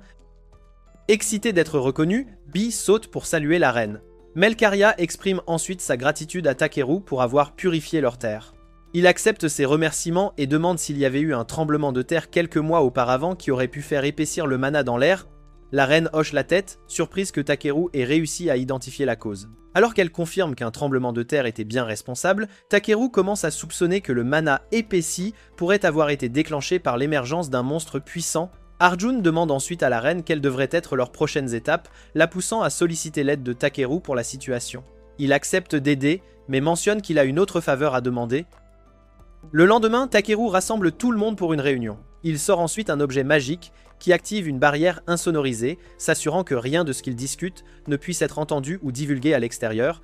Takeru explique qu'il a découvert la source de la malédiction sur la lignée elfique. Il révèle qu'Amber, Melkaria et Arjun souffrent tous de troubles génétiques. Tandis que tout le monde est choqué, Takeru demande à Brolyt, qui est le mari d'Amber.